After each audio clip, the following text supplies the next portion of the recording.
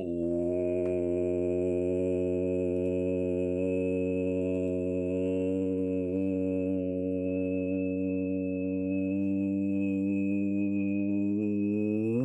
Oh god.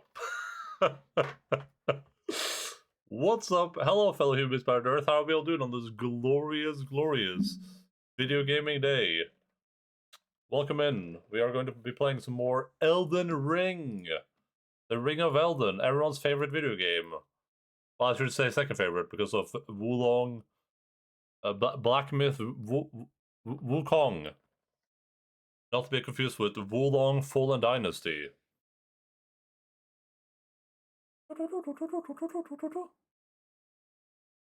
Flashbang. Oh, boss death timer. Move that. I think. How many deaths was I at the start of the last stream? Let me go look. Let's go take a quick gander. I think I downloaded that VOD. Let's see. At the start of last stream, we were at 57. Oh, that's not too bad. Oh, I thought it was going to be way worse. I thought I got like 40, 50 deaths last time.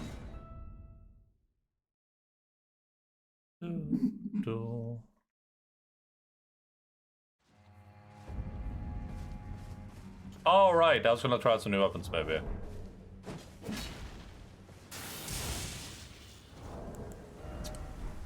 It was these ones or these ones.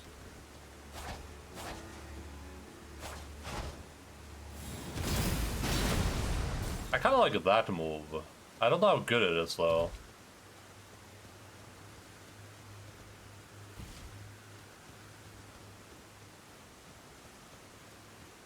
Let's go try it out against a horsey rider.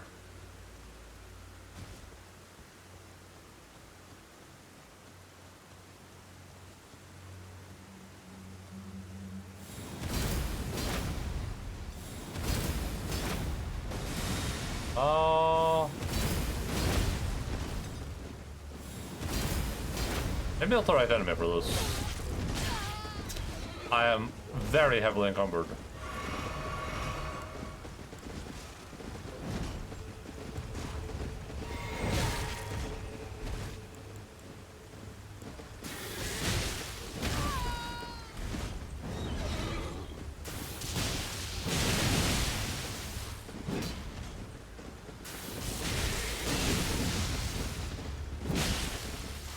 Yo, Volconic, hello, what's up?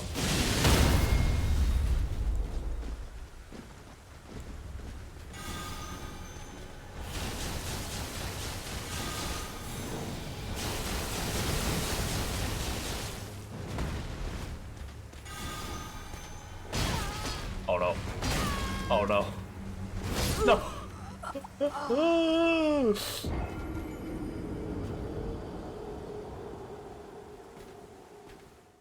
Okay, that was a mistake.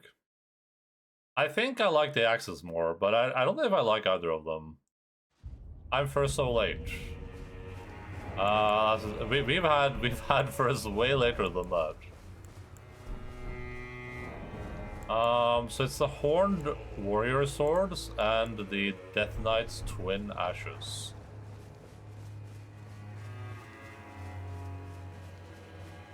I was baited by the title. This is Monkey. Why the title said I'm playing the worst version of Monkey. It doesn't say I'm playing it. It says I'm playing the worst version. This is the worst version of the game. This game has no bigotry in it. There's no anti-radical feminism. You're allowed to talk about COVID. You can say go Taiwan. Like, I mean, why even play this game at all?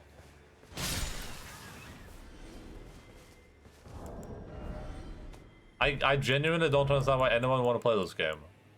Death Knight's Twin Ashes.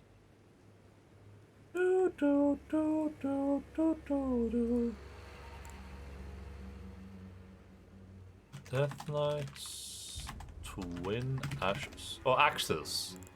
What are they called?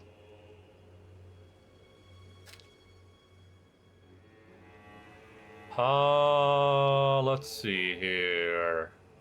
Goes up to a C on fate scaling. The other is a Horned Warrior Sword, I think. Horned Warrior's Sword? Why do all new games turn out to be so much better than expected? There's too many I'm interested in. I don't know, it's not a good thing though.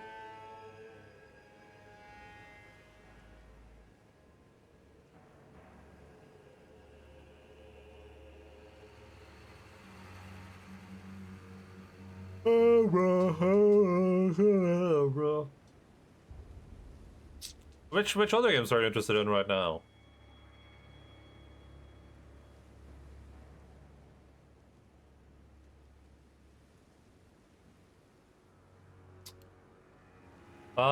Why can't I see what our... So I think I upgrade these with the Somber Smithing Stones, right? I'm not too enthused by these, but maybe I'll upgrade them and just like give them a whirl. I want something way more faithy though. Yeah, I don't have enough Somber Smithing Stones to feel comfortable doing that. I feel like I can get like one weapon up and then we're kind of GG. Right now I'm trying to think about it, why? My vision feels very bad, man. That doesn't sound good, what the hell?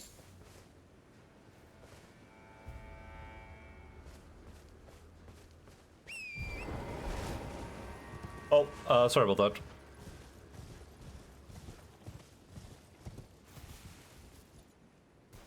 Not even feels Bagman, but feels Badman?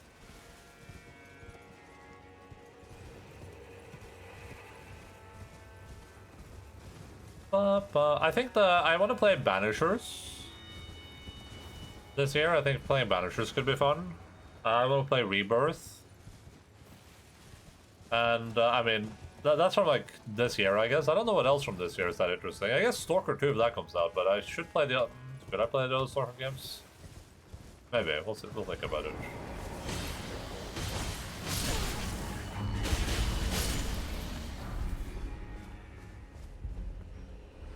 I want to play Dawntrail, Rebirth, and Wukong, and a bunch of games I don't remember. You should make a list like I did. Nice head, dum-dum. How are you yelling?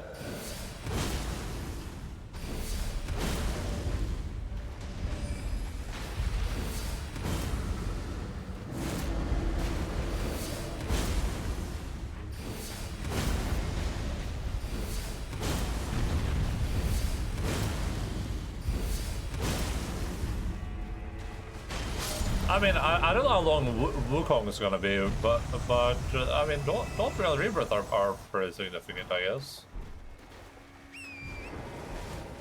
I don't. Wait, how many hours? I think I can look at hours for how many hours Dawntrail took me. Where's my Firefox? There it is. Final Fantasy 14 XIV. Took me 110 hours, but I mean that's like reading everything out loud though. That was voicing literally every piece of dialogue in the game. Plus doing leveling roulettes for Viper and Pictomancer and doing their class quests. So, well, I mean, all in all, I think it'll probably take you like 70 hours if you do all the side quests like I did, which it's up to you. Like 70 hours. I do that crap too. You don't read it out loud though, do you?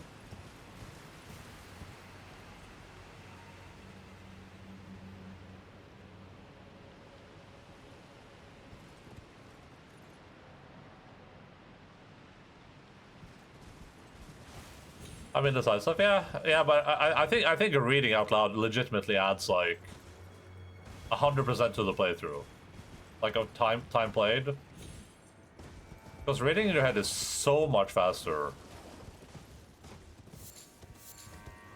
I do read very slowly because my eyes, though, unfortunately, or I should reread a bunch. Yeah, I think even then though, reading out loud is so taxing.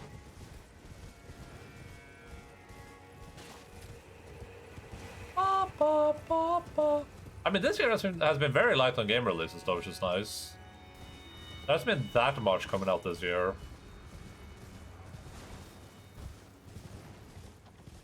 Ooh. Ooh, brother, ooh. What's that? What is that, brother? Did you do voices? Yeah, I did voices.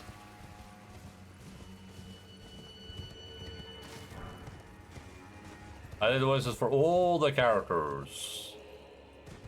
And all the different races. And all the different people.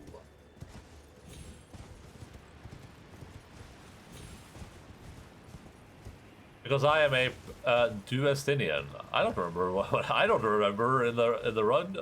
I can't recall. You can't make me do it on the fly. That's not how it works. What about Garaha? I don't recall. I don't remember. Garaha probably sounds like a dork. Hello, it's me, Grahatia, and I'm a big nerd. Probably like that. Carrion Sorcery Lord? Hello, it's me, Grahatia. I said Graha, not Alfino. The Alfino was like, hey yo, it's me, Alfino. Yeah, man. I'm just like chilling with my sister, man, because I'm so cool. Oh no, I got decapitated. Spoiler alert. He gets decapitated, but that's towards the end of the story, so it's, you know, it doesn't spoil the start of the story at least.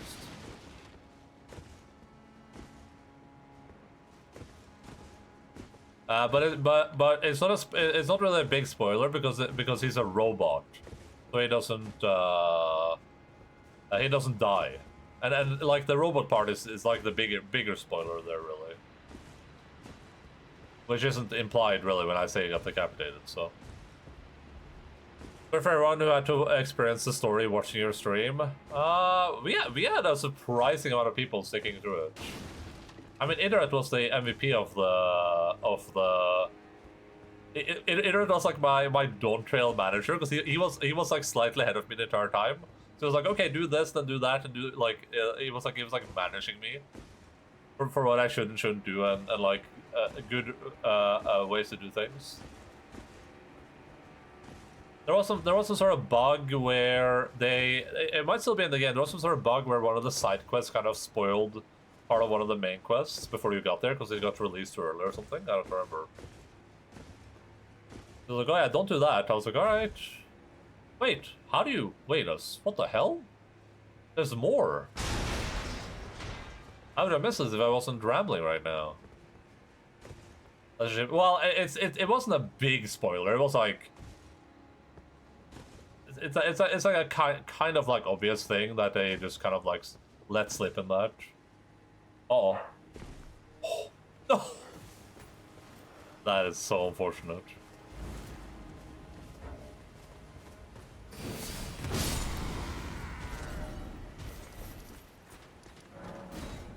Also, now, how was he ahead of you and still able to be on the stream the whole time? Hey, don't ask me. I mean, first of all, I don't know if he did all the side stuff. One, I don't know if he did all side stuff. Two, he didn't have to read everything out loud like I did. And three, he could just mute stream for parts while he was doing his MSQ, right?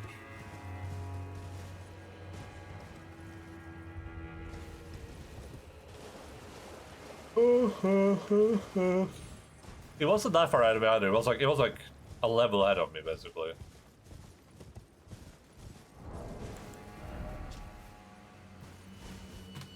One of the Carrion royal family's glintstone swords, a smaller piercing sword with a slender blade, formerly used by the Carrion knights of old before the full refinement of their sorcerous combat techniques. This armament functions as a catalyst for glintstone sorceries. Oh, cool. Dude, I'm so glad I did a Carrion build on my new character now. What an opportune time. I'm literally a god of prediction.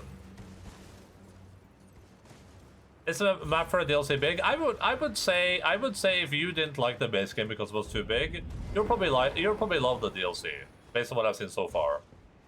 I would say you'll probably be like, yeah, this is a good size for this type of game. It would be my assumption. I would say it's like, I mean, I think this is like, I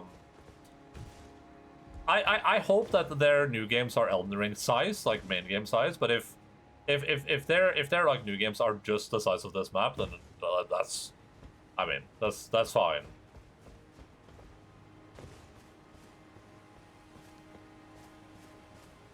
We're on stream, what, 6, I think, and I'm probably about like, I would say like 60% map completion maybe.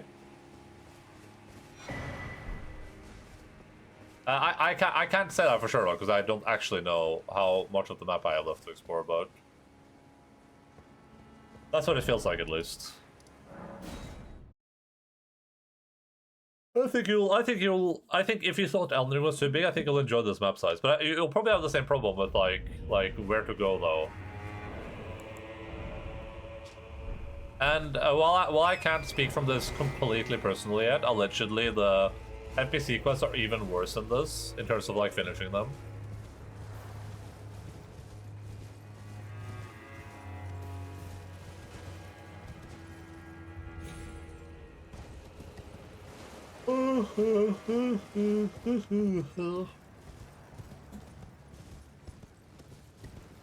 I don't think the openness is too bad in this though. It hasn't had any like it hasn't had any like Liurnia area yet, which is my least favorite area in the bit. It's my favorite area visually, least favorite area to play through. Like it hasn't had any like giant open areas where it's just a bunch of like random forests, so it's hard to know where you've been and what you've done. It hasn't had that yet. No problem for me, this was always the case. Sure. Sure thing, boss. Whatever you say, boss man.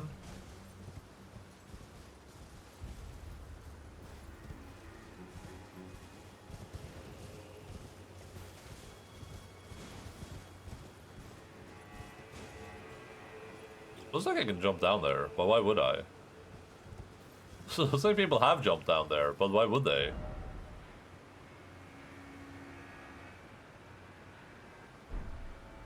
There, what's the best? I loved it when every few steps a giant lobster would pop up on my feet.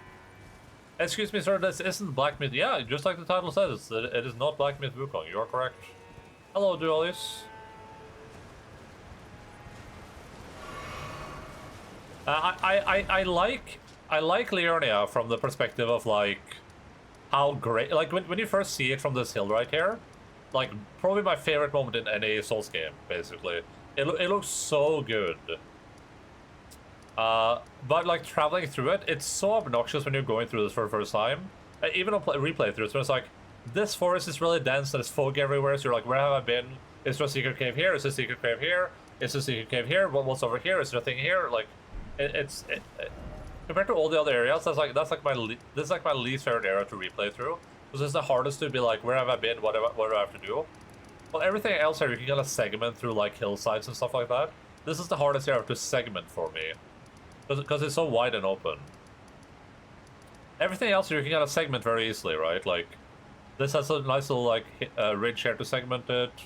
Mountain of the Giants, super easy to segment.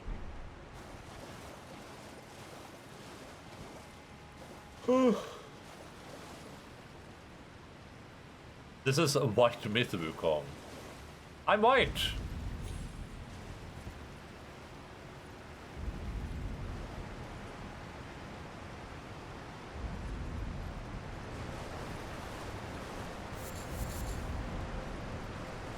I think I've been here. I was a fan of Khalid. Yeah, I would mostly agree with Khalid, but I still feel like Khalid was easier to segment for me from exploration perspective than Liurnia was.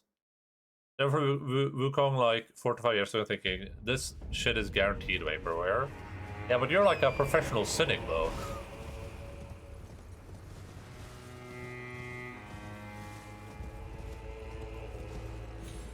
I thought I thought it looked good for a while. I mean, I haven't seen any. It's true. I went like this. I haven't seen any gameplay of it though, except for like a few glimpses here and there. As per usual, I'm keeping myself completely spoiler free for games that I want to play. And now I probably have to play that stupid ass game because it's going to be up for Game of the Year awards or whatever. I like about Dark Souls, they have areas which were supposed to be really annoying, but all of them would, of course, be compact and not overstay their welcome. Bro. Well, you want to know the great thing about Elden Ring, Will Koniak? Every area is only as long as you want it to be. You can choose how long you want to explore an area. I watched 20 odd minutes of it, it looks good. Yeah, I mean, I'll think about it. I'll put it, I don't really care much about the gameplay, but I am a big fan of their marketing policies and like review policies. I like the anti-radical feminism, I like the anti-Taiwan stuff, the you know, the don't talk about the COVID hoax, you know, stuff like that. I think that's pretty good.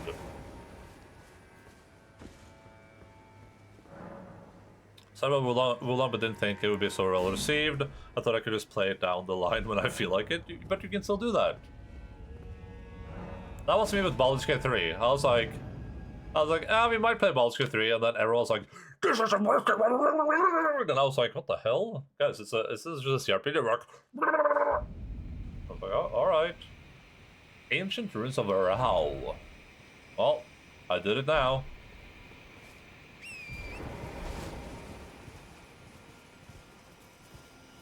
Liurnia! It's Liurnia, everyone! Hey now, there was nothing about Taiwan in the writer stop spreading fake news. They make games so fucking good, please stop.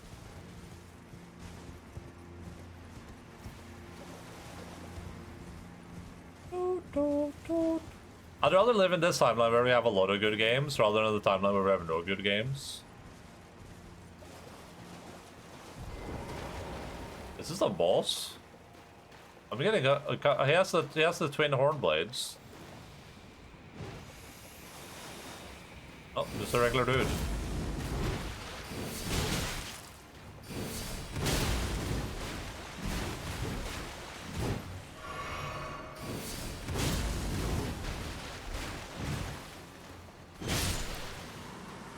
One of my janky old corridor games, which I can finish within a few days, so I can play another one. Well, those are, you're thinking about indie games, so you know, play some indie games. So I said to me that that they did everything wrong from our perspective, but the game sold like they bundle it with Immortality. I think timing is very important right now. Like, what else is out recently or now? Like, what else is out right now? What else has come out recently?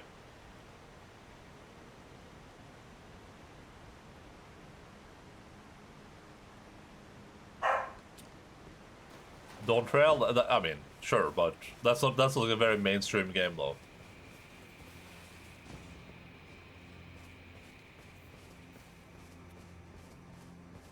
Like, I think timing is helping them a lot. Elden Ring DLC, yeah. Elden Ring DLC came out recently, but also it's out long enough that people are done with it, and now they're kind of fiending for another thing like Elden Ring, right? Now they want Elden Ring 2.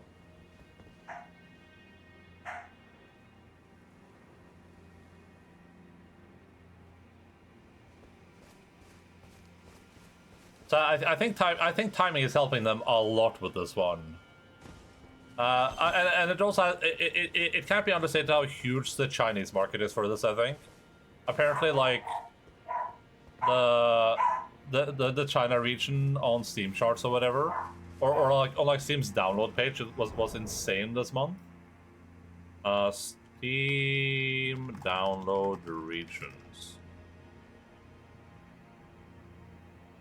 I wonder if I can go look.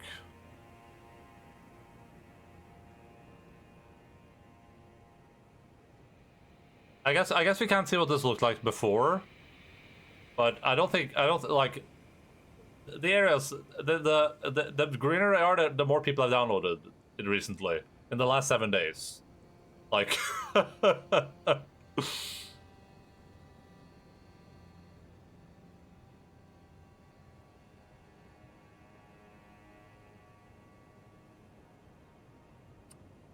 they're consuming something like 60 terabytes per second in bandwidth. Oh yeah, that's a good point. They probably are a huge chunk of people who play it.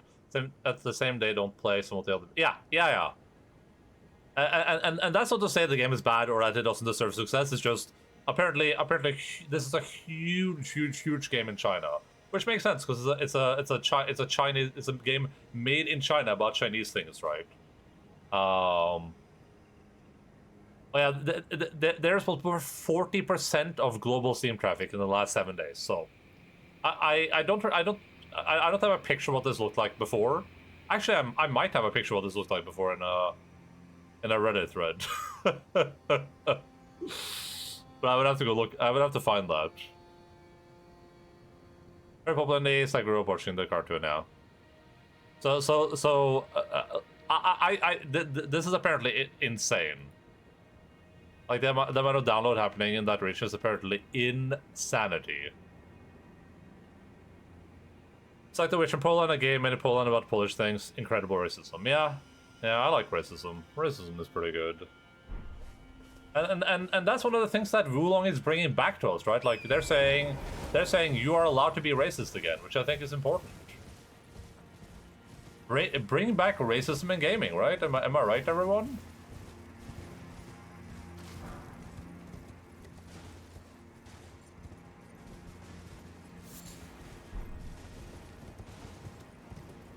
I will kill everyone who isn't a monkey. Yeah, it's the monkey uprising.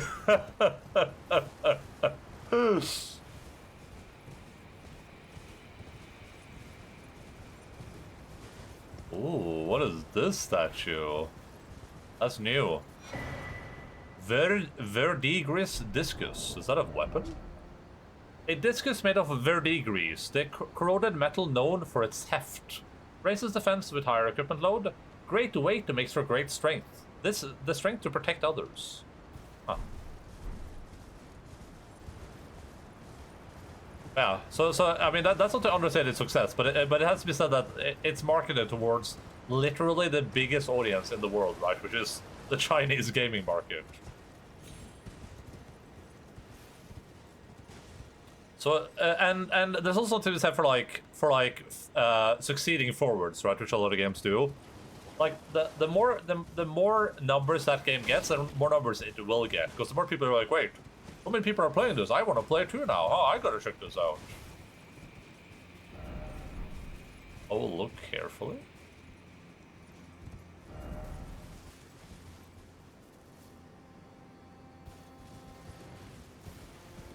So that isn't to like understate its success or be like, well, it doesn't deserve the success that it has. But you know, I think that's like an important thing to just keep in mind. I think like the other teleporters is just a dead end, probably. Question mark.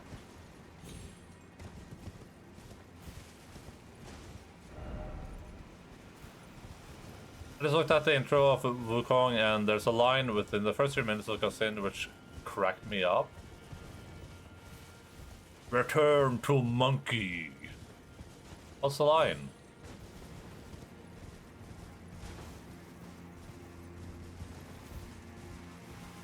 I'm getting bad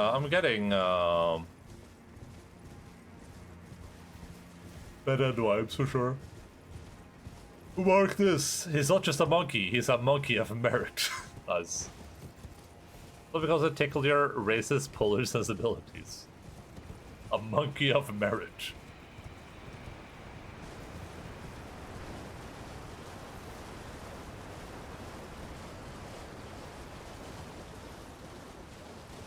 Alright, let's head back down. That's cool. I'm glad I didn't have to stay up here because I really wanted to keep exploring.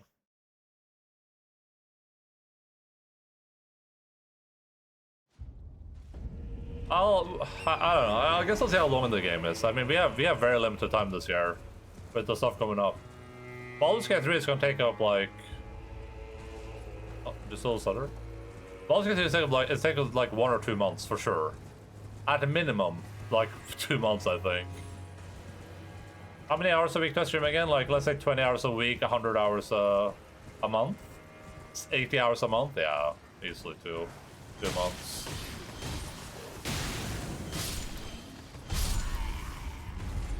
And I really, really want to at least begin, if not finish, Yakuza 6 this year. And I want to play Final Fantasy Rebirth. Like, we don't have time. It's game over. I might as well just give up on gaming.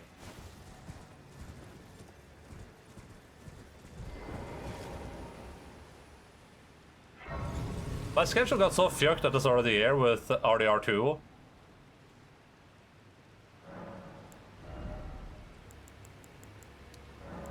Like, first, I didn't think I would like RDR2 as much as I did. I thought I would like it about as much as I liked RDR1, which is not at all.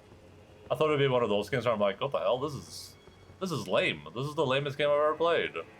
And then I was like, wait, this is the best game I've ever played. And then, what other long games did we do this year? I mean, the Yakuza games are not short.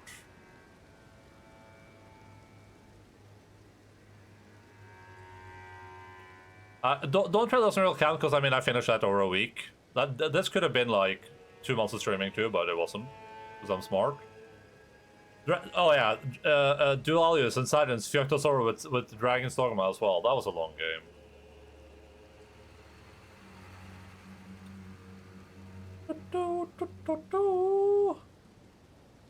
Don't try this even number 1. No. Don't Trail is great. I love it.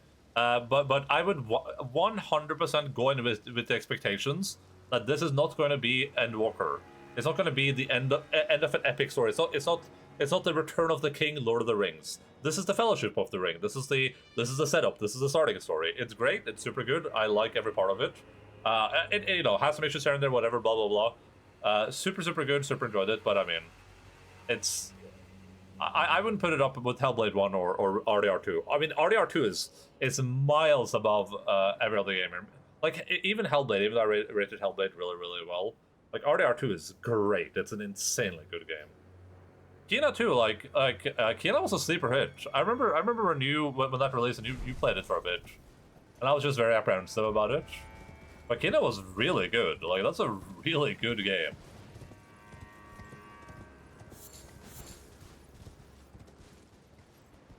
How do I get down there? How do I get into that part of the castle?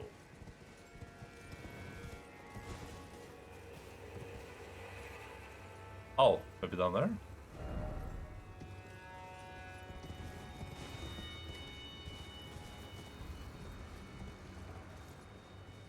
I feel like this is the dead end. Oh, no, it isn't. I thought Kena was just very derivative, but I haven't played much of it. Derivative of what?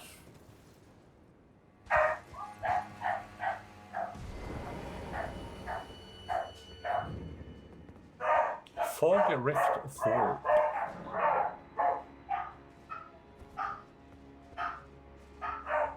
The sun.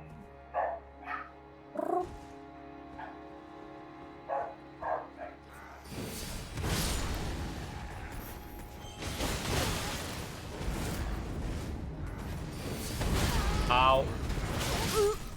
Okay.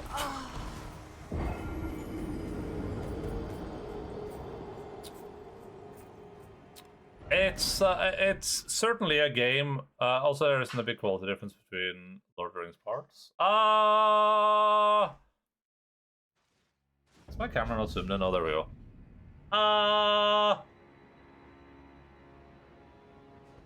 I think generally, and I feel like most people probably get that Lord of the Rings gets better and better the further in you go.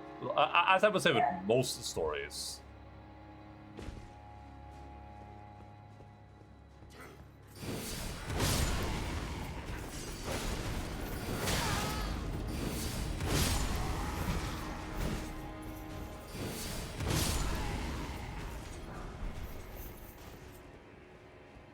Like as an example, let's say Endwalker was the first game. That's the base game. That's all it is. That won't be as good as Endwalker is now, right? Even if it's somehow the same. right? Like, if you play Endwalker without the context of everything that came before it, that won't be as good, right? Which is what I mean with Dawn Trail. I think Dawn Trail is certainly a step back, which can probably be attributed to the fact that they have new writers working on it, right? It's not the same people writing anymore, so they have to take some learning steps, which is fine. But like, this isn't a few steps back. Like now it's garbage poo poo doo doo. It isn't Dark Souls 2 compared to Dark Souls 1 or whatever. It's more like it's more like they, you know, there's some mistakes here and there's some things they could have done better, but overall like incredibly good start to a story. Like I'm if this is the beginning, I'm super excited to see what the ending is. You know what I mean? It's one of those things. It's like I can't wait to see where they take this.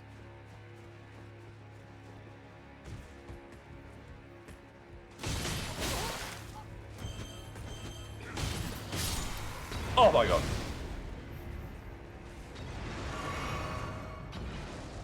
What's my name? What's my name? Oh. That's bad.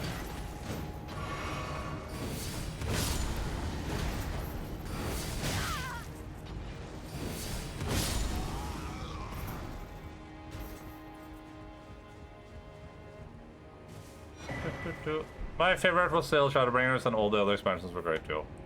Yeah, sure.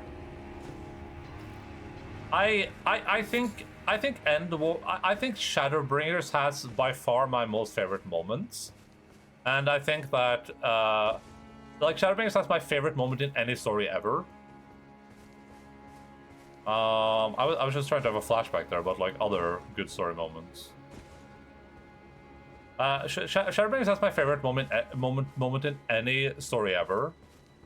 But I think Endwalker is very impressive in what it does and how it like brings the story to a close. I'll probably rate them pretty closely. Like I feel like they're pretty interchangeable in my brain box. But Shadowbringers is what I remember the most from. Like Shadowbringers has so many brilliant moments. Really, really good story.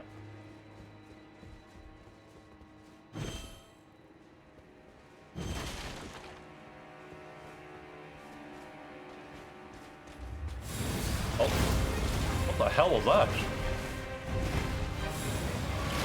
The hell? What is this guy? What's that Pokemon called that licks you?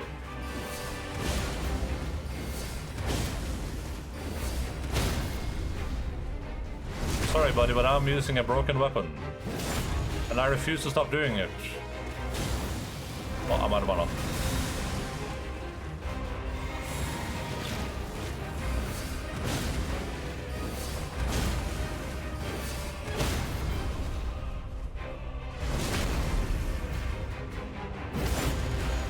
You shouldn't have been a humanoid, buddy. First mistake you made, being a humanoid.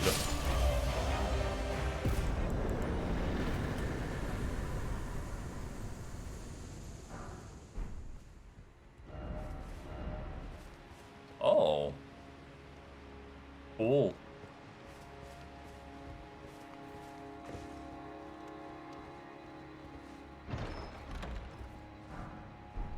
A Thmitting Thone? Weighty shields carried by the Black Knight, servant of Mesmer the Impaler, made of black steel with decorative embellishments in gold, symbolic of their iron conviction in their crusade. The Black Knights will never yield, nor will they ever doubt their purpose.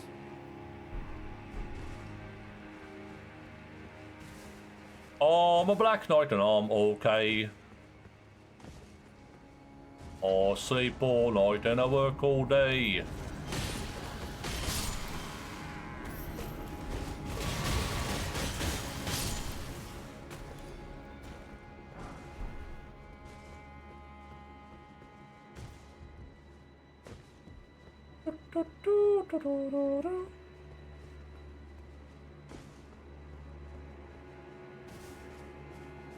I think, but RDR2 was an insanely good game though.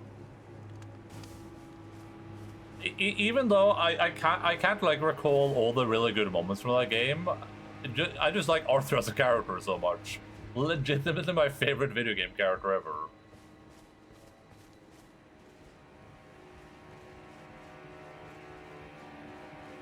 It's like when I think back about what I really liked about when I think back like when I reminisce, when I get nostalgic about RDR2, it isn't like one of those you know, oh that cool moment. It's just thinking about me riding through a town going, "Hi there, mister.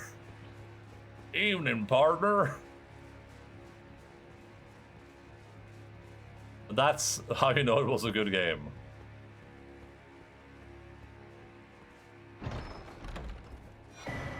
Arrow's Soaring Sting Talisman. Increase the effectiveness range of bolts and raise attack power of arrows and bolts. Oh, okay, my range card will like that. Hefty Oil Pot.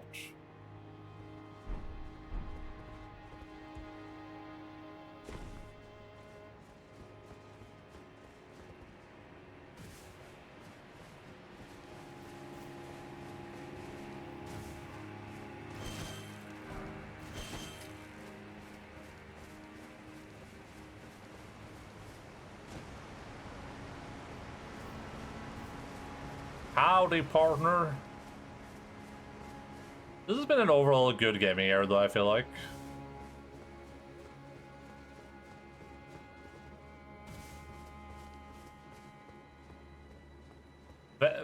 Very diverse with the wheel. The wheel really helped create some diversity in this regularly scheduled yearly broadcasts.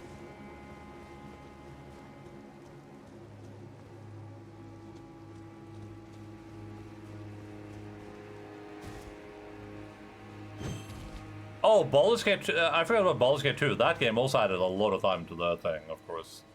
How can I forget about Baldur's Gate 2? That was easily like 100 hours. Hello, Mia, what's up? Welcome to the video game broadcast, brought to you by Video Games. Videogames at videogames.com/videogames. Huh. You know, we've seen these flamethrowers before in Castle Stormwale. I wonder if that is relevant in any way imaginable. That doesn't go through walls.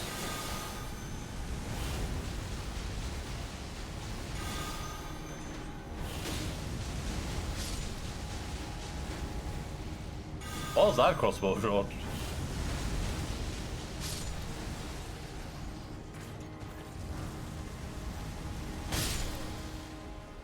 Not much been playing Dragon's Dogma 1 or 2.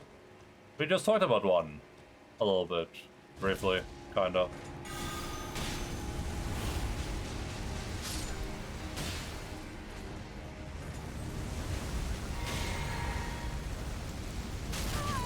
Ow.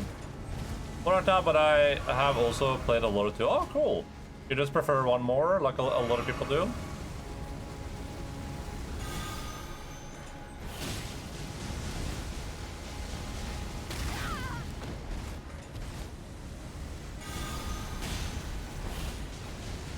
Prefer to Ultimate, but they're both great. Oh, yeah. I have a love-hate relationship with 1, I guess. But at least I finished it this time around.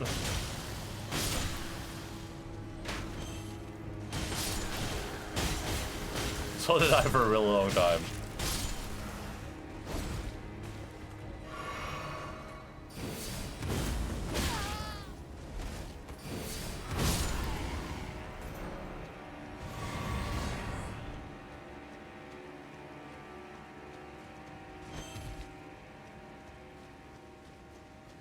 Took me 12 fucking years to actually sit down and play 1, but I pushed through the jank and got the plat.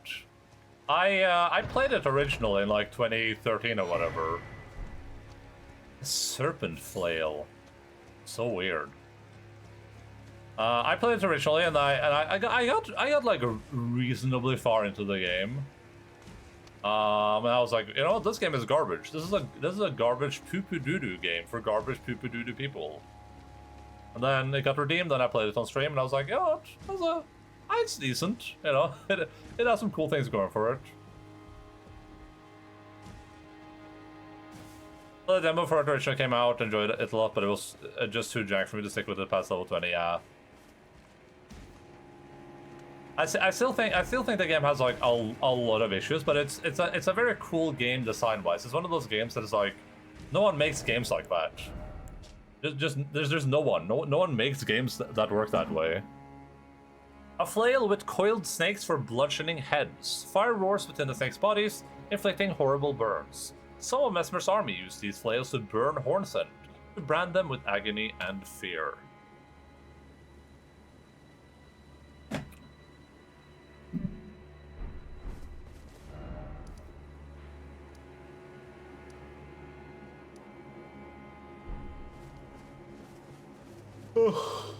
I was hoping to get a Dark Arisen. Yeah. I after playing one, I was like, damn, two could be really good, but it sounds like they kind of missed the mark in a lot of ways.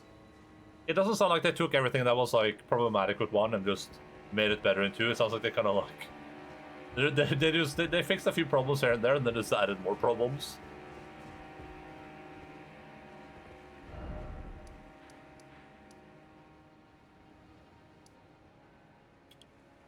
I haven't been up here, right? Is there a way to actually get up there? Not from down here, I don't think. Oh, yeah, we haven't been over here either, so... I think the fact that a lot of the junk from 1 persists in 2 must mean that at least a good chunk of it was... Yeah, for sure. I mean... I've made the Japanese developer point for a lot of games, and it's... sometimes Japanese developers just do crazy stuff, and they're like, yeah, that's just how I want it to be. Yeah.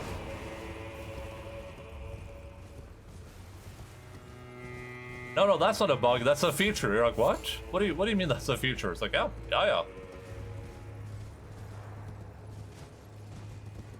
Japan really do be like that sometimes. Yeah.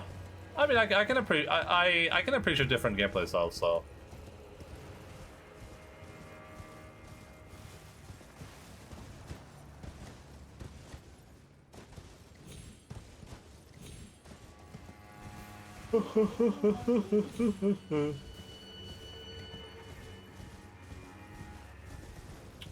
This is a burnt down cathedral, it looks like, or not burnt. Yeah, it burnt down probably.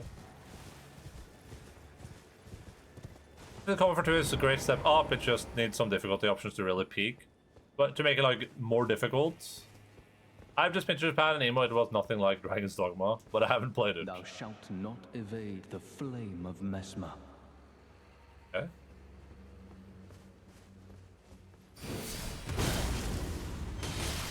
This guy looks like the guy from Stranger Things. Nerd. Nerd.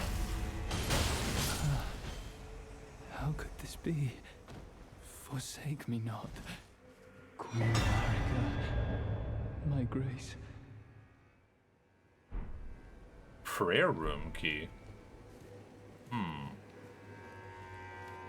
I don't know where you might use that key.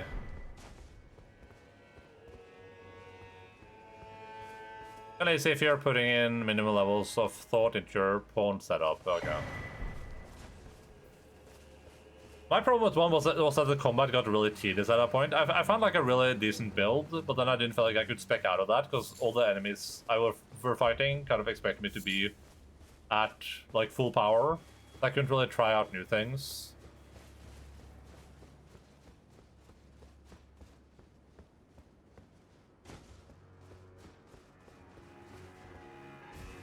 It also has that problem that a lot of Japanese games have, which is like this like aversion to numbers. Like the game will have numbers and it will show you numbers, but it won't necessarily tell you all the numbers. Any bags? For like abilities, for instance. No? Yeah, that ring looks pretty old, MHM. Thank you so much, Christopher, for your subscription for 54 Montherinos. Much Piado, Mikado Menard Potato. Welcome back to the bag, buddy. Hope your warhammering is going great. As a fellow Warhammer fascist, I appreciate what you're doing for the Warhammer community. Prayer room in the house of worship found in the church district of the Shadow Keep. Oh, okay, cool. Flame Skewer, skill of Quelling of the Fire Knights.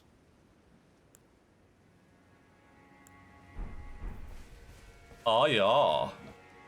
That also has that change depending on the character version of that the game never tells you about. Oh yeah, like how if your character is bigger, you have a bigger carrying capacity, which is cool. But it's also like, okay, but why would you ever make a smaller character?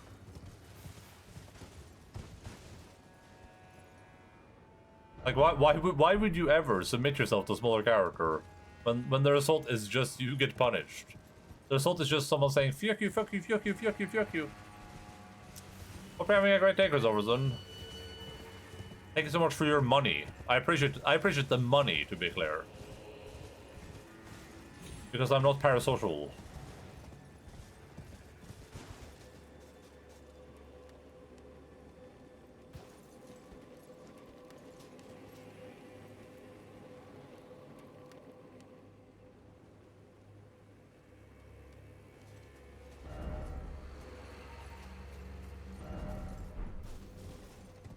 Full speed takes such a massive hit if you're a large character. It's unbearable. Oh, I didn't even know that. Take a little bitsy break from hammering too much. Gonna continue to dog. Nice.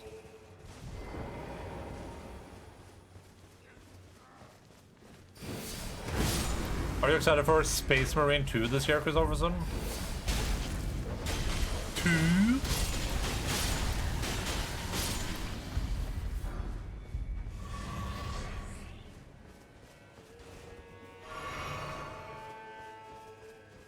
That game my friend asked me to make music for Drop Day. Oh, really? What is it like on Steam, or is this like an itch.io game, or what's the deal? Feels like a game jam thing, right? An itch.io game. Cool. What's it called?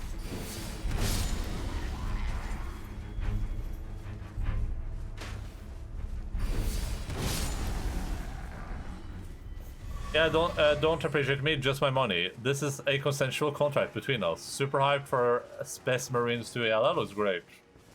Probably gonna be really cool. Though the engraving upon the forehead is a Erdtree design, it is etched in gold, a small consolation to those forced to wage a war without grace or honor. The large of all metal shields in their class. Oh, nice. Scales of Mort. You plan on gaming connection? Do yeah, probably. I'll probably stream the first one first though, but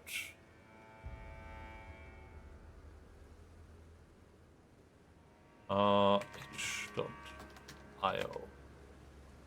I'll probably have to stream the first one first, but yeah, probably not this year, but this. Yeah, the game jam. Original music? What the hell? Credits? You're in the credits? That's pretty poggers.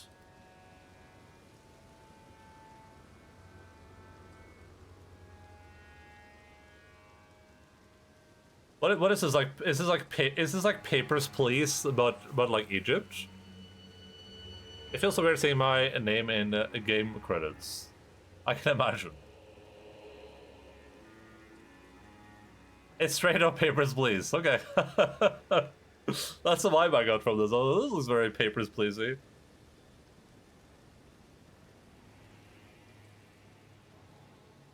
I would tune in for the 2028 streams to well, actually, relentlessly defending the actions of my space flash is good. I appreciate that, Chris Overson. Someone has to do it. If you want to defend fascism, then who will?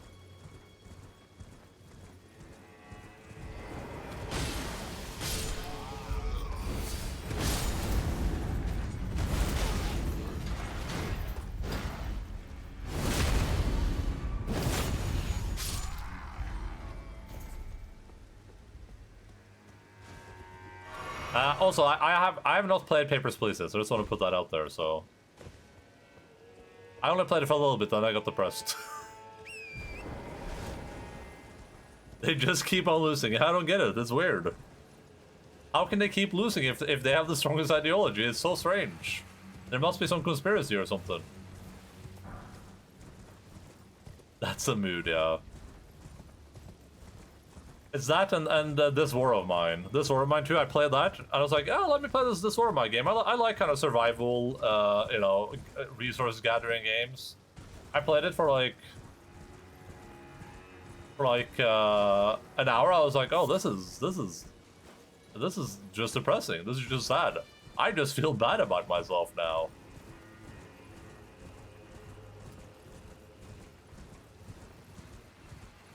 They were dismissing me, God's strongest soldier. Single-handedly carrying space fascism. I think you can see the Golden Order buff. Same one I have, maybe. I think I just did this. Oh no, I didn't. Ow.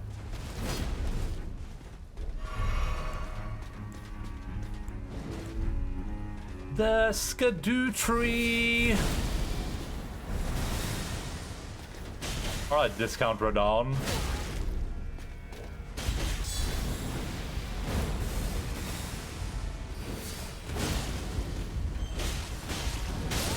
Oh! I'm getting ambushed.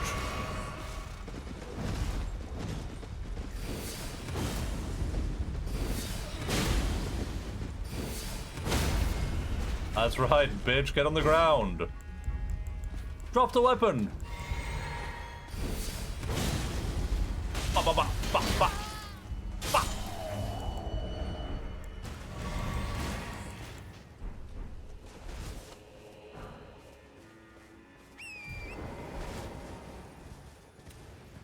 The Erdtree.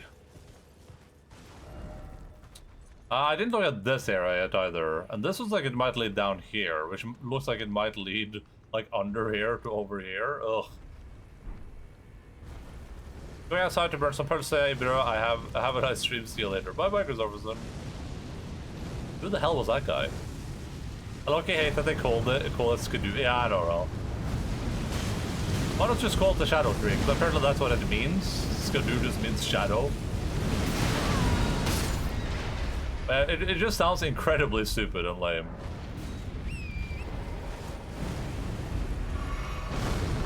I live with like jail with Gaul.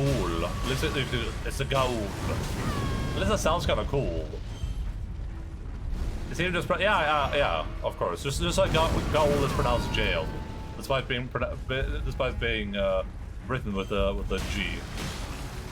Wait, am I not doing damage to this guy either? Oh no, I am.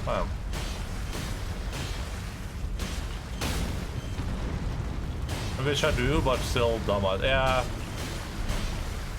This is like a weird. It's one of those choices where, like, okay, I get that, I get what it literally means, but also you have to think about how people are gonna read it and interpret it when they play the game, right? Like, it doesn't matter what the literal meaning of something is when I can interpret it differently. So I see it, I just see Skadoo. Which sounds incredibly silly. Are we really just gonna spam this one stupid ass ability where you throw flames everywhere and then I die to them? Sure. Sure thing, boss.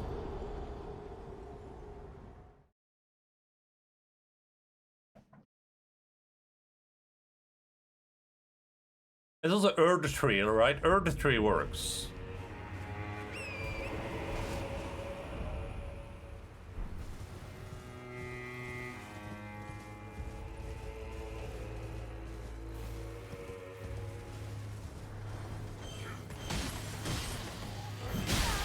I have no idea what Erd is supposed to mean. I think Erd just means old, or like ancient, or something like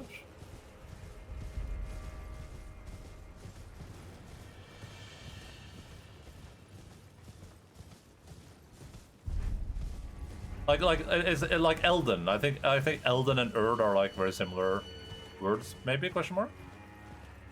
Question mark, exclamation mark.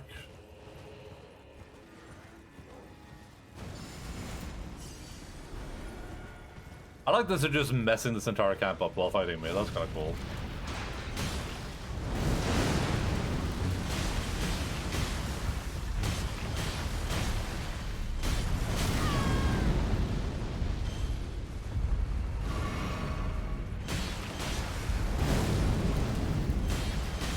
I love when my fans can be just completely incomprehensible. Well, it is a FromSoft game, so you know. It has to be by law.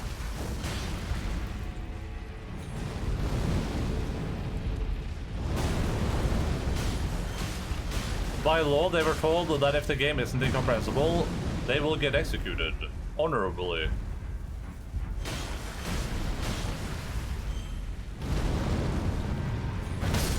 Oh, okay, that's... Oh, I'm dead.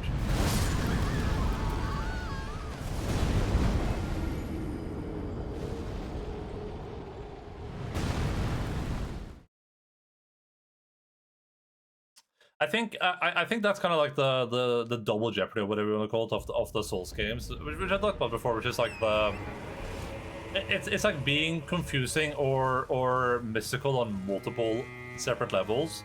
Like it's not just that the lore is very like drawn out and written in confusing ways over a lot of like different areas and interpreted in different ways. It's also that the words that they use are also difficult to interpret. It's like Gaul versus jail, right? Like, let's just call it a jail. Like, who are we kidding here? Erdtree is fine, because you can just be like, well, that's the name of the thing. Like, regardless of what like, the intention is there. Be like, well, that's just the name of the thing.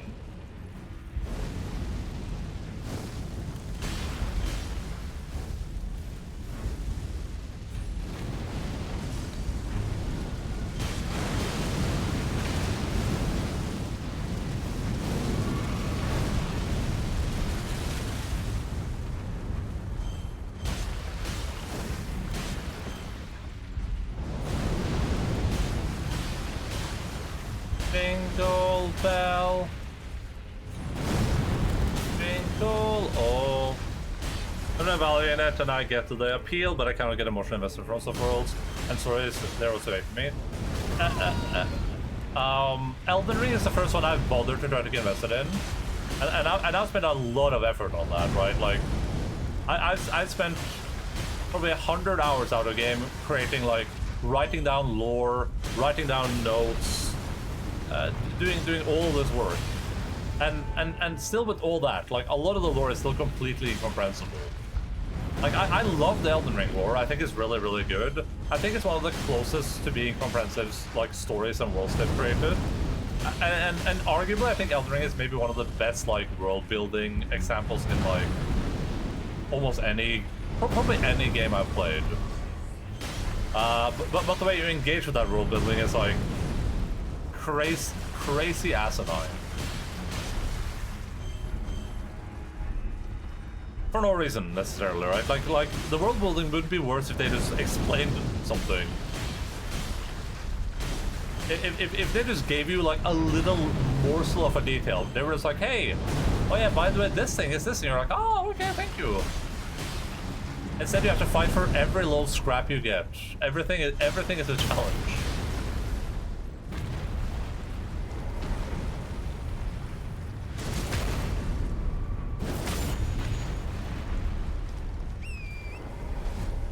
Bloodborne, I have a little time at mostly because the entire point of Cosmic Horror is that you are dealing with horrors beyond human comprehension. So if you it kind of works better there. Yeah, but also the Elden Ring is just the same thing.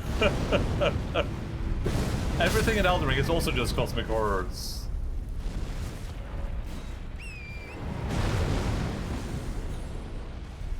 But it's way vaguer than it is in Bloodborne. Which is kind of part of the like my like Elden Ring frustration, I guess. Because Bloodborne deals with cosmic horrors like way more directly, while Elden Ring does it very like vaguely, I guess is the word I'm looking for.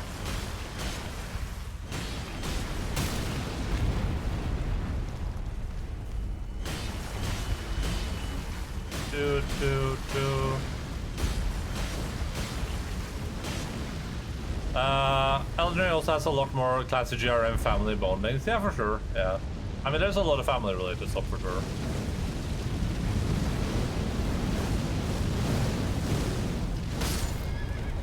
Oh boy.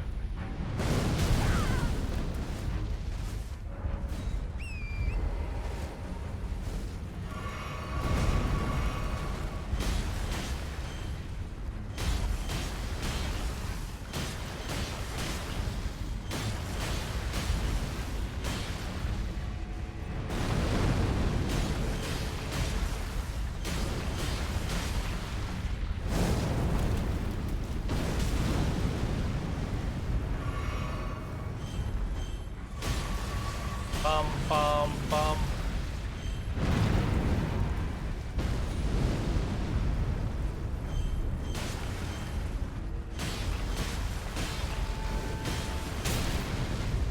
Is that it? Okay, nice.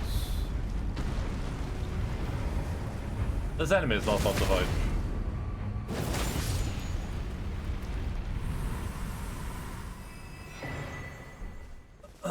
I think all the other Souls games work decently the way that they are because they don't necessarily feel very story focused to me. But Elden Ring, with how they've handled like quests and a lot of the character designs and stuff, feels way more story focused to me. It's been a while since I played Dark Souls 3, to be fair, so I don't actually remember how much Dark Souls 3 leads into this. But Elden Ring leans so much into like all these different characters and like their motivations and all of that stuff. I think way more than any other Souls game ever. Which is why I feel like this is probably the game where I wish they just told a story. They could have just told a story instead of having it be whatever this is.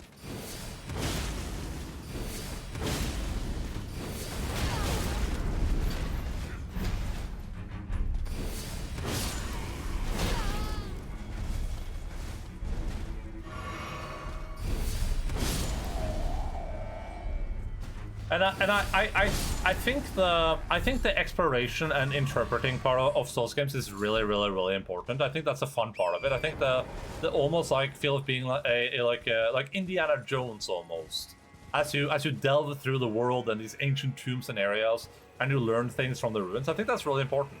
But I still think they could, like, if they're going through so much characters, I think they could have those characters like play bigger parts of filling in puzzles for you. Because you can tell a lot of things and still have people interpret the things their own way, right? It doesn't have to be like, well, if you tell them something, now all forms of interpretation go away. You can have the best of both worlds. You can have like some stuff is clear, some stuff isn't. Like this thing is clear, this thing isn't.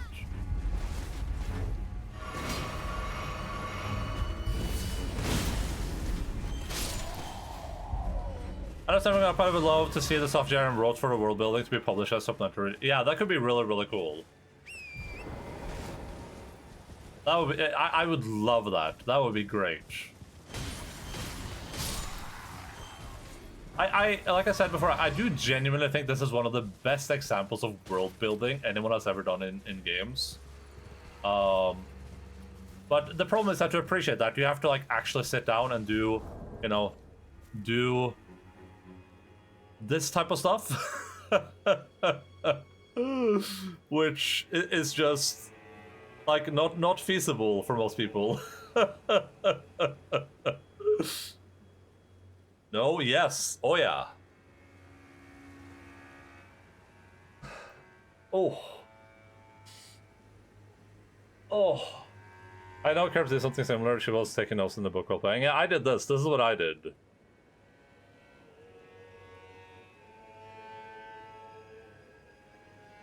I wrote down in the archive here. I wrote down every piece of dialogue from every NPC that I encountered, and then I took a picture of every item. And these are the items I didn't use for anything. These are the items where I was like, I don't know where these fit in. And then I wrote down all my theories. And then I wrote down a timeline, and then I created this wonderful monstrosity. But like, this isn't normal. You shouldn't have to do this just to understand 1% of the story. Hey, what the hell? I can't note that down. I get banned from Twitch. This shouldn't be a normal part of trying to understand a story, and that's just part one because when I replayed the game recently, I actually took a bunch of notes in Obsidian. So I have like maybe like 10 pages of notes from that playthrough too, on top of that.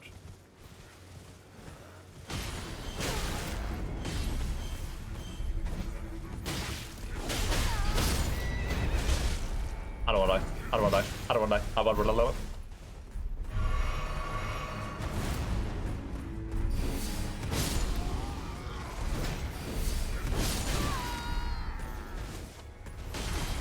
For short narrative games like Her Story, taking notes like this works. For 6+ hour massive RPGs, it's too much. Yeah, I want to play Her Story. That's made by the Immortality guy, right? Sam Barlow or whatever. I really liked Immortality. That was an incredibly good game.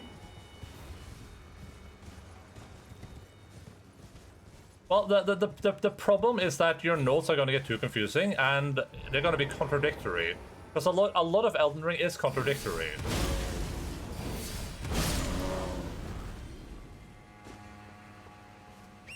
That's kind of the difficulty with the lore, right? Like you'll find an item that says something, and then you'll be like, oh, that means this. But then you'll be like, wait, but they said that in this thing, and that in this thing, and that thing said this thing, and that said this thing. It's like a lot of the lore is intentionally contradictory, which is good. I think that's actually good because that makes it feel real. Because not everyone has the same information, not everyone knows the same things, not everyone is telling you the truth. But yeah, it's insanity. Did I ever go here? I don't even know if I looked here. I don't even know. Is there a cave or something down here, you think? That could be cool. I'll go take a gander. The only lore in Elden Ring I ever really got interested in was the stuff surrounding Goodwin, and even that was only up to point. Yeah, and that lore has like a lot of contradictions in it too.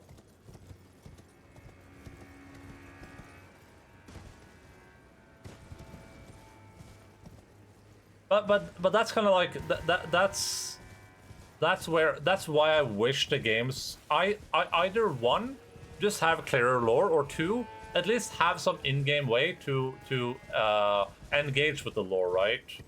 Like I said last time we talked about this, just if I just had a thing in the game that when I look at an item, I look at this item, right? If just Mesmer the Impaler was marked here, and I could take my mouse, right, and I could click Mesmer the Impaler, and now it brings up all the stuff I found from Mesmer the Impaler. It brings up all the dialogue I've seen. It brings up all the items I've seen that relate to Mesmer. That would be great. That would be such a good tool, right? And you can do it with Goodwin, right? Anytime something says about Goodwin, click Goodwin's name, and it doesn't tell you anything. It doesn't say this. It doesn't give you relations. It doesn't show you lines or anything. Just that small thing just shows you like, oh, here's all the stuff you know about Goodwin. So instead of me having to go like, wait, what was that item, Goodwin item? It was. Oh, right, of course, it's the talisman that you find in his grave or whatever, right? Let's go read the talisman. Okay. The rune, this thing, the Prince of Death's pustule. Instead of having to manually find that, I click the Prince of Death pustule, I click Goodwin, or maybe the First of the Dead, or maybe the Prince of the Dead. Maybe they're all marked and they're all Goodwin, right? Yeah, something like that would be such. It wouldn't drastically change the game. It wouldn't make the lore any easier to comprehend, or it wouldn't like tell you anything. It would just make it way easier to like remember things, especially for dialogue, where once you have the dialogue, it's gone. Once an NPC talks to me, never again. That's gone forever. It's in the void, right? It would be so much better if it just was written down somewhere, so you could just be like, oh, all right, let me go see what that NPC said again, and then at least. There was a cave down here.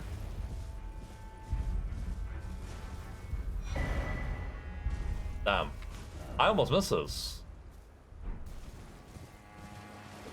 I make the way the story is told a bit clearer too, since this is so unconventional and vague that I think most new players don't even realize the story is being told in part through items. Yeah, 100%.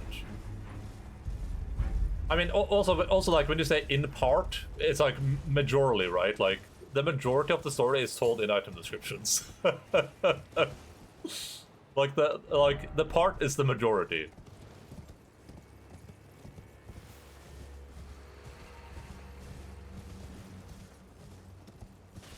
I think that would be like the bare minimum.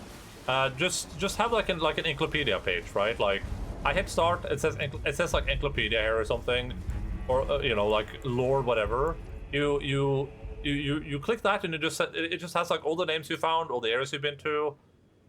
Just something where you can like where you don't have to do this, where you can avoid doing this, because the game at least lets you like know what's connected, right?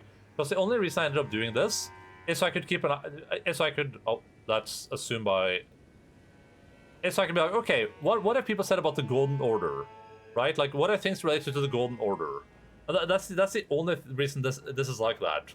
It's just so I can have everything connected to the Golden Order in one place, which I wouldn't have to if the game just did that for me, and that wouldn't change anything. It wouldn't make the game easier. It wouldn't make the lore more comprehensible. But well, it would help, but it wouldn't like be like, well, now that this is connected, that would be such a good thing to have.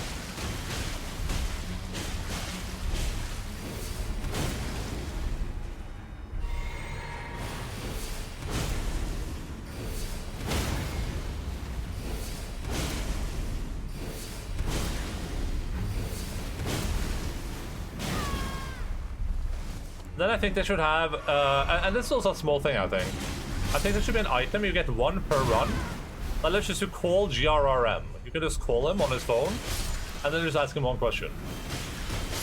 And I just mean one item per run, like you just get one per run, right? If you want more of them, you have to finish the game multiple times. And it doesn't tell you anything, it just has to call George R.R. Martin.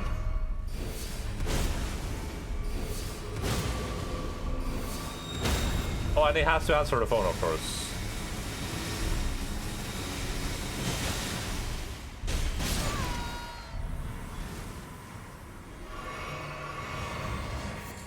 I mean, is that unreasonable? I don't think so. Oh, there's an Erdtree here. There's a minor Erdtree. What the hell? I almost missed a minor Erdtree. That's insane.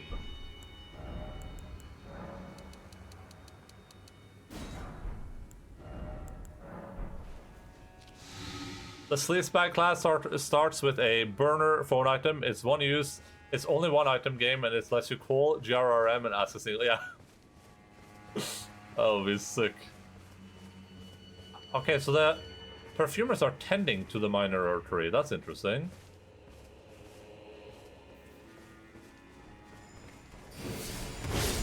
Nope, not doing that. Nope, not doing that. Heal from afar. Heal from Jafar? From Aladdin? Blessed Bone Shard.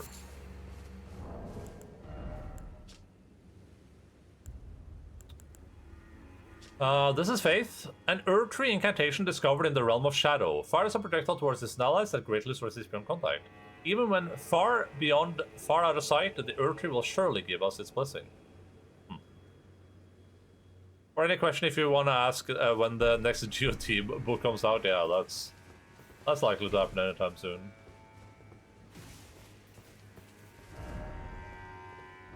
Oh, and now I found the way down here, okay. Oh, might as well take a gander while we're here, I guess.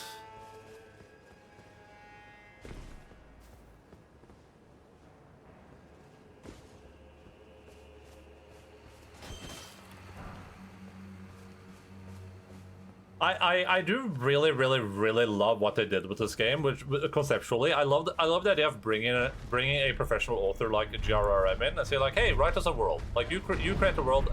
They probably have some feedback or whatever, you know, they probably work together on that, I assume, a little bit.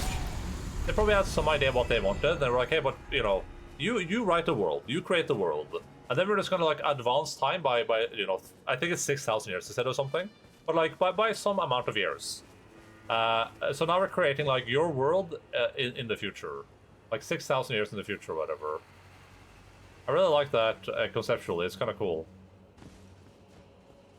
Because now we're kind of mingling two different world builders, right? You're mingling GRRM, and then you're mingling Miyazaki, and whoever else worked on writing the game to create something that's like very unique.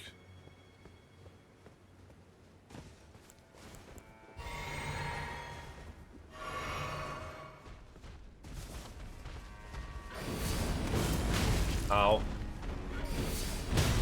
Ow. Ow. Oh god, I'm dead here. Maybe.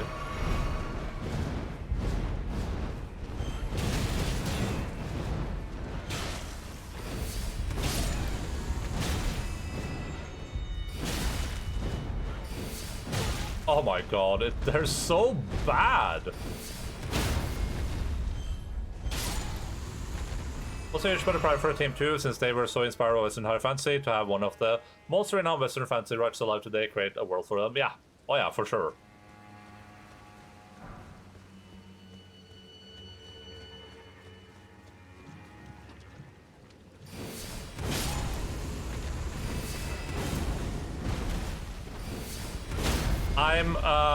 I'm not a big fan of GRRM's work ethic. I think he has a very, very, very bad work ethic, but he's a very, very good like writer and a world builder. I think. I don't think there's any way to deny that.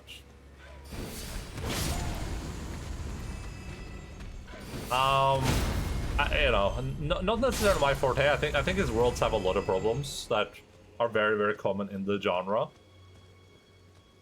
Like the whole this world has existed for like they've been in like in I think in A Song of Ice and Fire in Game of Thrones. I think they've been in the medieval ages for like 10,000 years or something.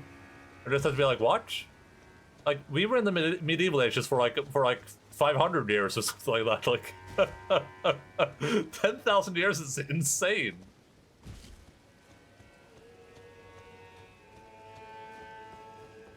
But you know, that's like nitpicking, like stuff that's mostly irrelevant to the enjoyment of a world. Ooh, pearlescent scale. Retrograde scales are found embedded deep within the skin of the lamprey.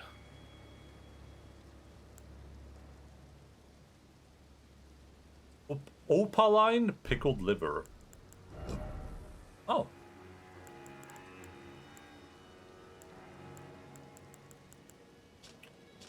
The effect of the forager's brood's pickled delights are enhanced by fermentation or rotting of the ingredients. This results in pungent odor. Some find the aroma irresistible.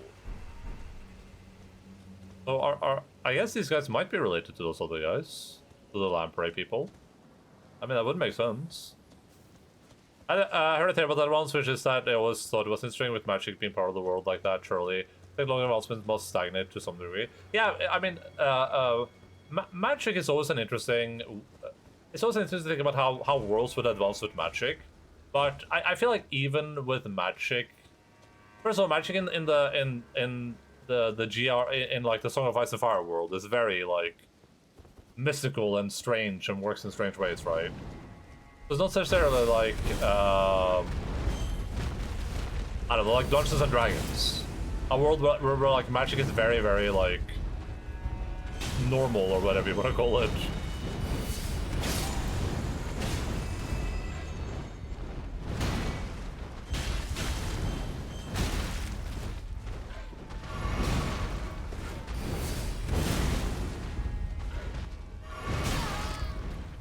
But I think even if we assume the world would stagnate from a technological perspective, I don't know if it would, like, I still think the problem might be that it's stagnated from a societal perspective, right?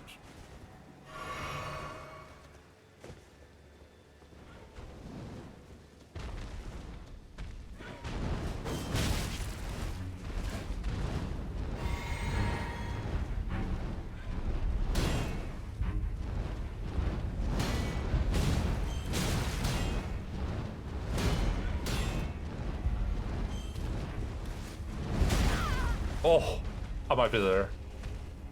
No, my bottle flask! God damn it. Oh, that's a bad place to die, I think.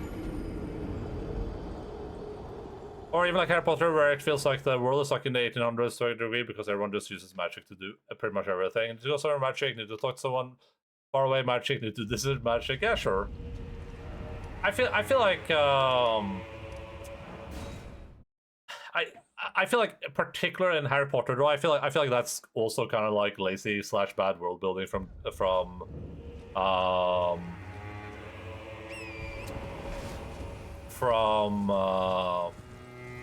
J.K. Rowling, but also that world is kind of written to be like for children / young adults, right? So it doesn't necessarily need to be more than it is.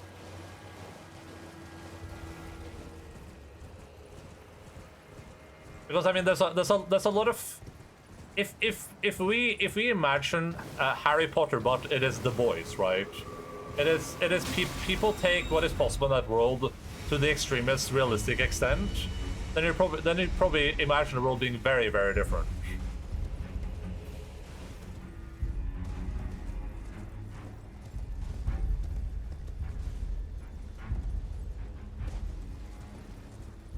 Like, just for things, I think we talked about this before, like, just for things like love potions.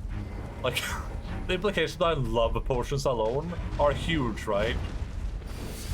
The way, if you get, like, a molecule from someone, you can turn into them with a potion, too. Like, that type of stuff would be insane in like, the boys' universe. A lot of the ways that there's the magic works in general. There's a lot of stuff in Harry Potter too where you're like, this would probably be different if it was quote unquote realistic or if it tried to be to evolve in a realistic way. But there are universes that account for that. For instance, in the Dresden File universe, if people know about Dresden Files, in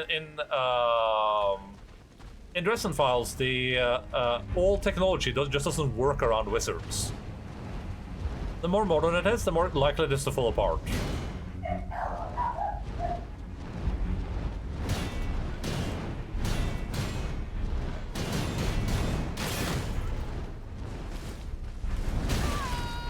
There you can be like, okay, so the reason, you know, they don't use technology, the wizards, is because they can't. Like, it just doesn't work for them.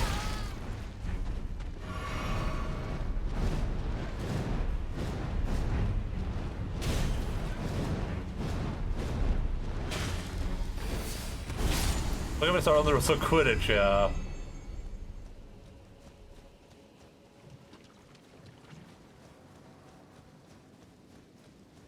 I think it's important to note that like there's a lot of criticism you can do for old world building, but usually the world building just needs to be what it is, right? Like Harry Potter's world building is supposed to be super in-depth, super realistic. It's just supposed to be this makes this world that J.K. Rowling created be fun for mostly for young adults and children, right? But also for adults. Nothing wrong with being a fan of Harry Potter as an adult.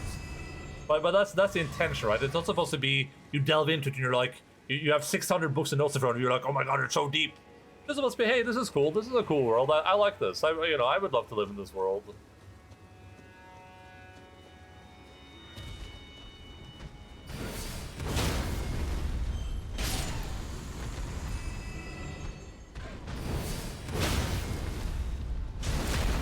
I think one of the biggest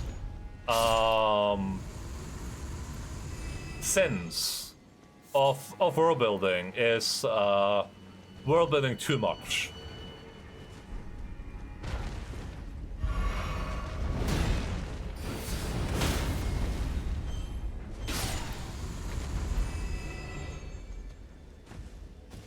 I need to read all the item descriptions of Harry Potter to find out why Merrill linked the first fire. You need to do that to figure out why Harry Potter fire.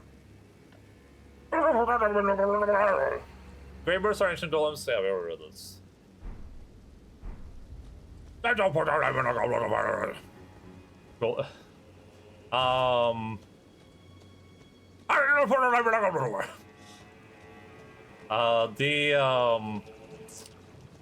A huge issue people run into in the world build is that they will go further than they need for their stories, and they might end up world building way too much to the point where they're not even telling their stories anymore. Where a good example would be like if you're just telling some cool fantasy story and it's just set in a world and there's just magic and stuff, you don't need to explain anything. You need to realize anything. It can just be that. But then some people will be like, well, I need to figure out where magic comes from. I need to like make the world realistic. I need to make sure these rivers make sense, that these mountains make sense. You know, I want a desert. Can there be a desert here? I don't know. I guess I better figure out like the atmospheric pressure to see if it can be hot enough in this area, despite the fact that there's snow to the north. Like that's kind of the depth some people go to world building, where it's like, is any of that going to be relevant at all? Probably not. And for Harry Potter, that's true, right? Even for the Internet School is to do exactly, but that's a joke. Maybe I haven't played it yet, but I mean that's very, very, very possible. But then there's a purpose to it, right? As a joke, that's a purpose, right? This could be one of those games that is like on my play soon list. I'm gonna play that soon, TM. I thought for sure you would have played it. Yeah, I mean that's a fair assumption. At first I didn't play it because I thought it would be like. Because I didn't want to voice everything. Because it was when I just started streaming, it was that's when I like thought about playing it. And then they released the voice version, and I was like, oh, we'll play that soon for sure. And I just haven't had the chance yet.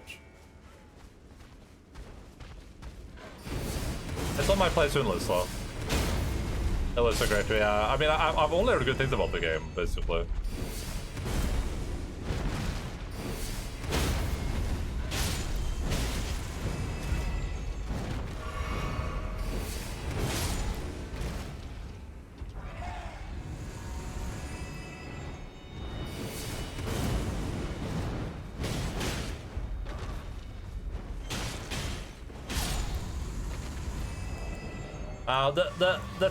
The thing about time passing in fantasy, which is the problem a lot of fantasy worlds have, a lot of worlds in general have it, right? Even sci-fi stuff.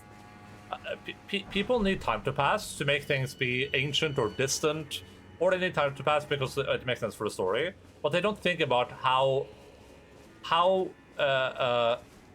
much time, how much value like 100 years has for history, right? Like. Go back 100 years in time, completely different world.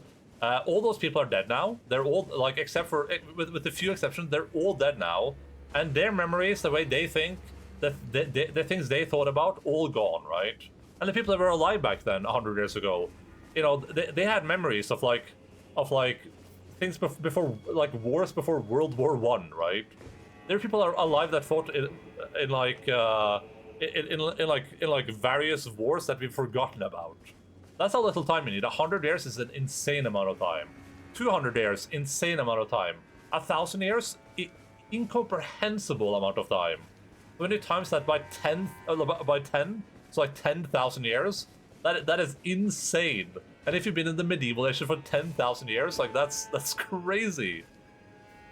It was a game I heard about for years, and it's never seemed to be my thing, but then I tried it and I could not have been more wrong. Yeah, I'm excited to try it. I don't know if I like it or not, but I'm very excited to try it.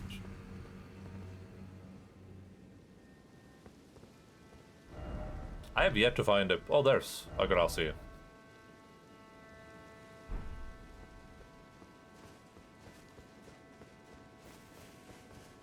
It's just an easy trap to fall into that I struggle a lot with that too. Just trying to make sure that things happen in like a relatively believable time span, and it can be really, really, really hard.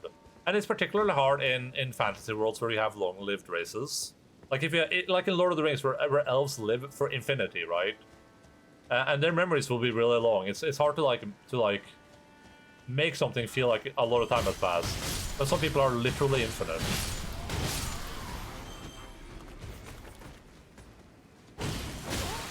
I don't want to die here.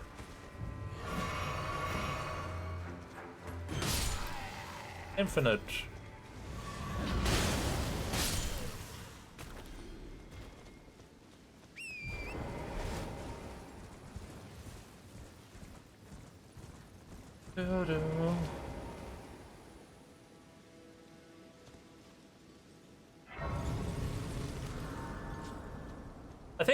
I think Red Rising does a pretty decent job. I think Red Rising is 600-700 years ahead of us, with a lot of the history happening like I don't know, like 500-600 years ago. It's a very counterintuitive effect where if too much time has passed, it becomes incomprehensible. It feels like no time has passed. Yeah, 100%, right? The thing is that if you live in a world, if a world is centered around an event that happened three whatever, 9 whatever, 8 years ago, yeah. Well, the really weird part about that isn't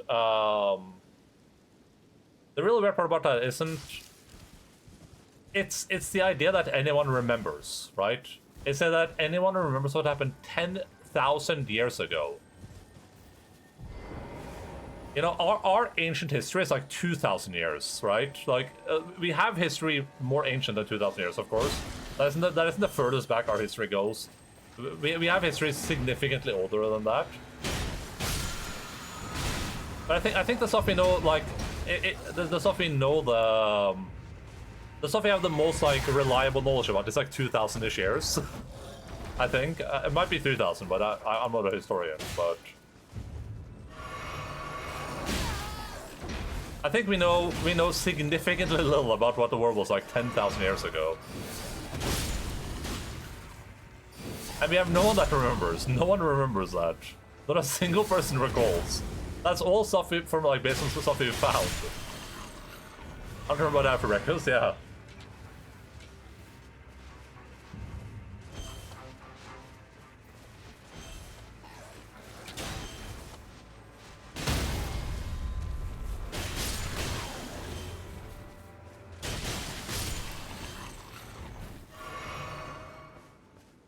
But a lot of that has to do...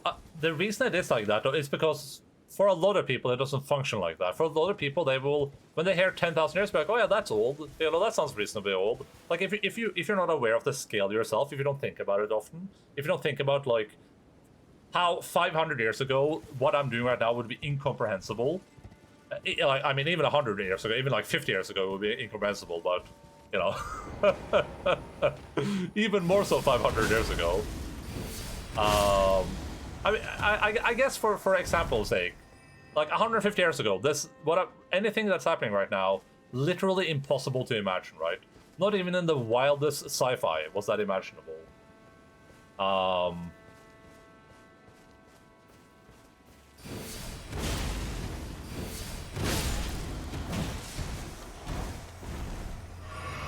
And then you think about, like,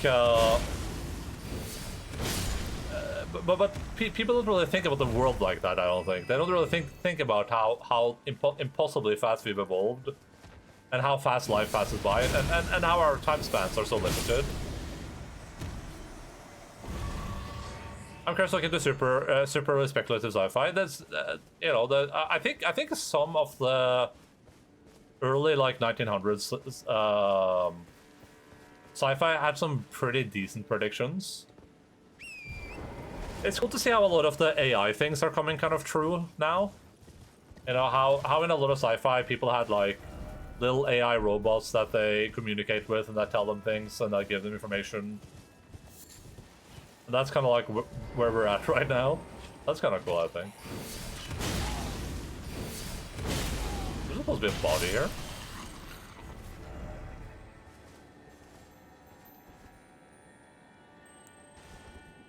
Some people don't have personal hot air balloons. Yeah, there was a lot of Zeppelin stuff. Yeah, for sure. Zeppelins are very popular.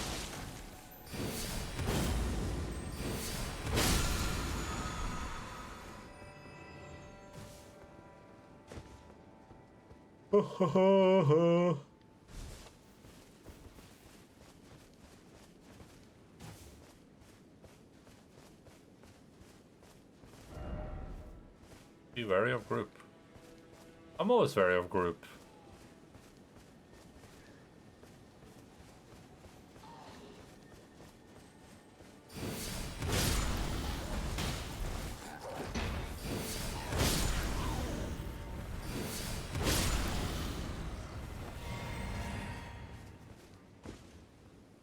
A lot of balloon sci-fi seems to have dried up around the 1930s. I wonder why. Yeah, I wonder why.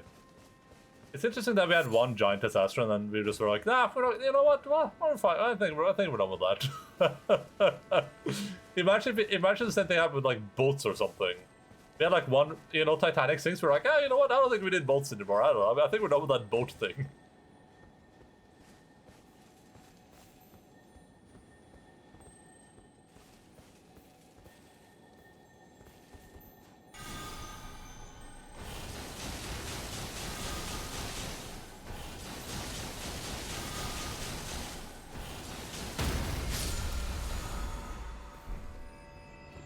It's because the one decides to expose how reckless it flows zeppelins. Yeah, of course. Yeah, of course.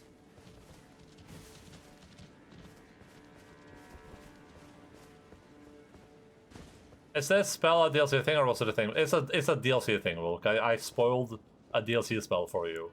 Get wrecked.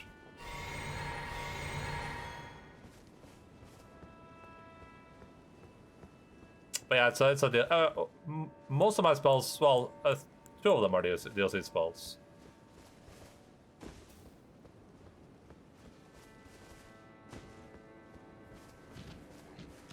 I'm just trying to use some new things because I'm mostly just using old things because I'm stuck in my ways. If it was Edinburgh, it would have been another event. It was inevitable, sadly. Yeah, for sure.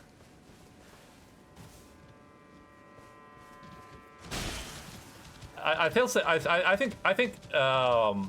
not zeppelins, but God, what are, like airships? What are they called again? Like in Final Fantasy, I think those are really cool though. You know, regardless of real life, that's one of my favorite like fantasy things. Airships, oh my God, they're so cool. Tailuv's ruined 4G. The 4G? This spell just makes me think of Naruto. Oh yeah, Wilk. What part of Naruto does it make you think of? What part of Naruto does it make you think of, Volconic?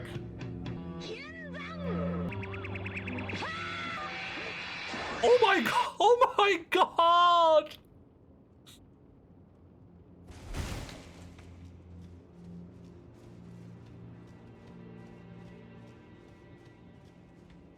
This is not Naruto at all. Oh, is that Dragon Ball?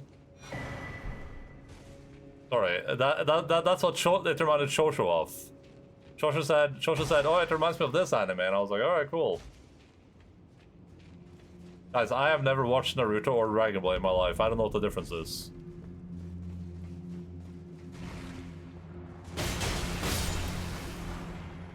All I know is that Naruto in Japanese means I understand.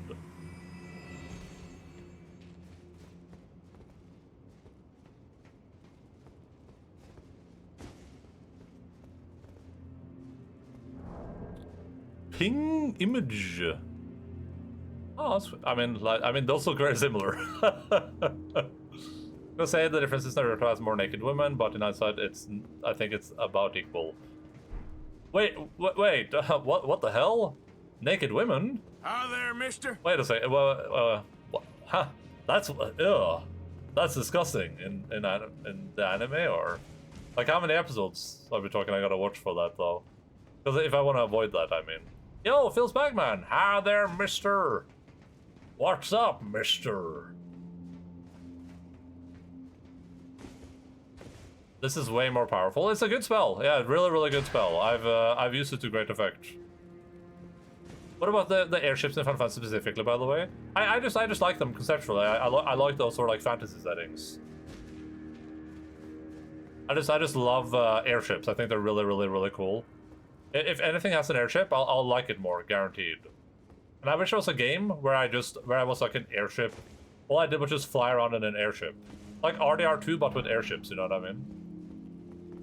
Literally the first episode of Naruto has the main character, a 12-year-old, turn into a naked woman and then clone himself 100 times. Is it at least an adult naked woman, or...?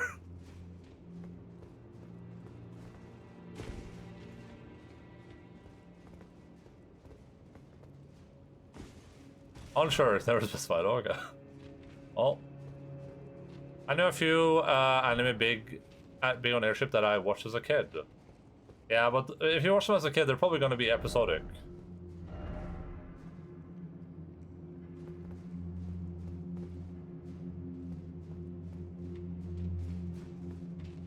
Dude, I started watching Clone Wars again because I wanna catch up, you know, with Star Wars finally. And that show is unbearable for me. I can't watch episodic stuff. It's like torture. Too many episodic anime. Well, would you say that The Last Airbender is episodic?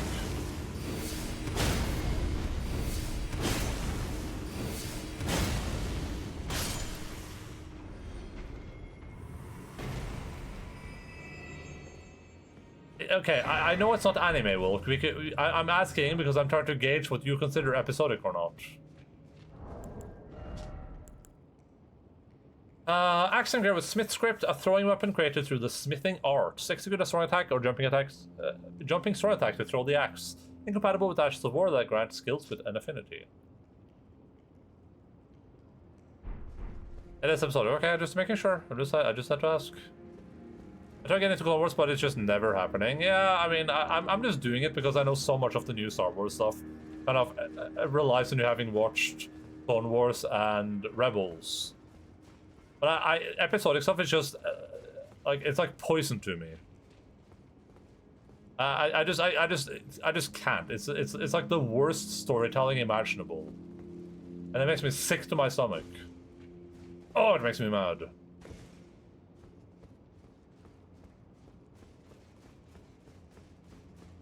Oh, I hate it so much.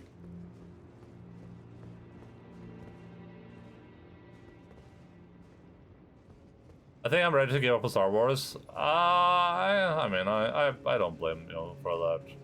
I don't really care about Star Wars. It's such a pop culture thing that I feel like if I don't like keep up with it, then I'm just gonna be like the odd one out, and everyone's gonna be like, "What the Star Wars? What the Star Wars? Have you seen the Star Wars?" I'm like, I haven't seen it yet. Like, you gotta watch the Star Wars. Same with Marvel. All the Marvel movies.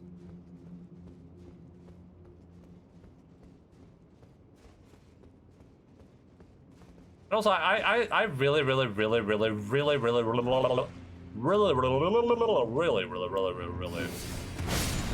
like Star Wars conceptually. Like, from a world-building perspective, I really like Star Wars. Great hammer and grade with Smith script, a throwing weapon created through the smithing arts. Execute a strong attack or dash strong attack to spin and fling. The great hammer. Compatible. What were those animes with airships been a good Wilk, or since you mentioned them? Yeah, after movies first because movie number 8 was really good and people were awful about it, then because movie number 9 was actually meh. Yeah, I agree. 100% same, but I don't think it ever reached its full potential with the movies or shows. Now the games, on the other hand. I said, were those animes with were your animes with the airships, were those any good? Or do you just remember watching them? Like, were those like, I would recommend, oh, you like airships? I would recommend this. And yeah, I completely agree that the Star Wars, for the most part, 99, well, I think all the Star Wars movies to various degrees managed to kind of capture what I like about Star Wars. And I think the first season of The Mandalorian is like 10 out of 10 Star Wars, probably the best Star Wars content ever. But, yeah, generally it's really bad. Generally, it doesn't really, like, do anything with Star Wars. Most of the stuff isn't really, like... It doesn't really do anything with the universe that's interesting. It's just kind of telling the same stories over and over again. I still play Star Wars games. It makes such a difference to me not only see the school's concept, but actually take part in them. Yeah. I haven't played Jedi Survivor yet or whatever, but... I hope that game is good when I try it eventually. At this point, if they were good, I really liked them as a kid. So probably not then.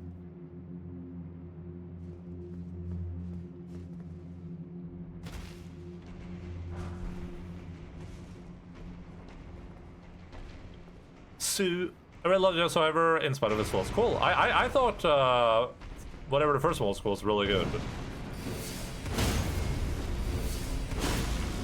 Yo, hello, Sergeant. Hi there, mister. I'm dead. I've played the Star Wars The Old Republic. It's all the Star Wars knowledge I have, and I don't remember a lot of it. You haven't watched the movies? I've heard people say the story wasn't as good, but I'm not gonna sit here and pretend I was invested in Star Wars plot to begin with. I'm overall invested. I mean, I watched episode 1 and 2 and half of 4. You are sick. Vad fan? Vad fan? Men vad fan?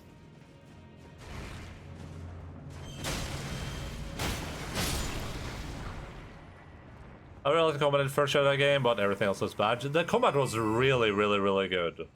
The combat was really good. That's the closest I've ever been in any game to feeling like a proper badass Jedi dude. The combat was great. And also, I'm not going to say the moment out loud because it's such a good moment I wouldn't want to spoil it for anyone. But for anyone that's played the game, there's a moment in that game that everyone should know. In the first game, there's a moment that is just so cool from a world perspective that very few things can do. What game? The first Star Wars Jedi Survivor or whatever. Jedi Man. I know what it is. Took me a moment. Yeah, there's one moment in that game, towards the end, where you're like, "This is cool." You're like, "That's pretty badass." It was boring. I don't remember the story. It's a really good combat character. I like the story, and I thought the exploration was fine. Yeah, there's just like there's a moment in the game that I wouldn't want to spoil for anyone because it's just that good. But also, I think it requires a lot of like Star Wars knowledge to kind of understand how good that moment is. Maybe not a lot, but at least some. Jesus, I'm dead here again, boy.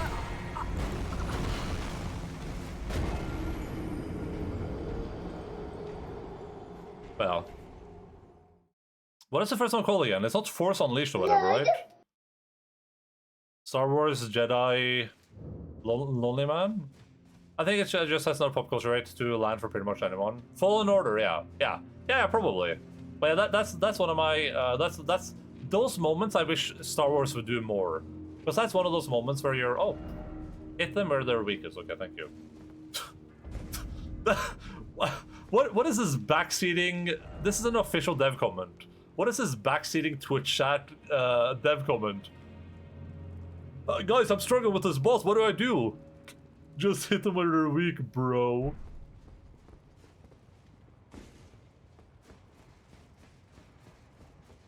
Star Jedi Dark Times Fallen Order of the Sith Lord's Republic.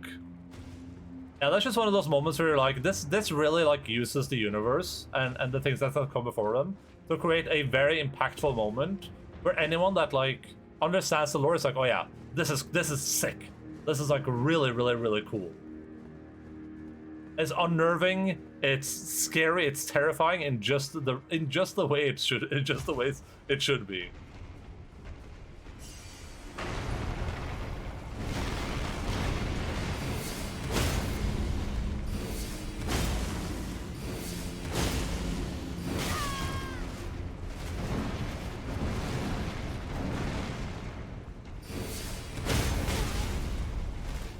Oh boy, I'm stuck. Our best Imperial going pretty good. I'm on like I can do up to level 8. I'm just trying to like do all the ones I have, so I unlock more Atlas points right now. I'm slowly trying to get some good bases to craft some stuff on, but I need to try to unlock that suffix and prefix block, so I can do some real crafting, I guess. And I don't remember how. I think it's from some maps or something, but.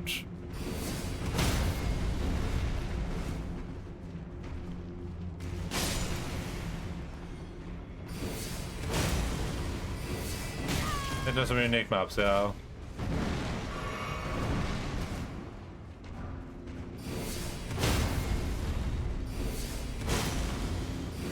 Well, I'm slowly progressing, getting more points. I'm like 2 points away from getting a node that lets me get frenzy points every time I hit for something, or 10% chance.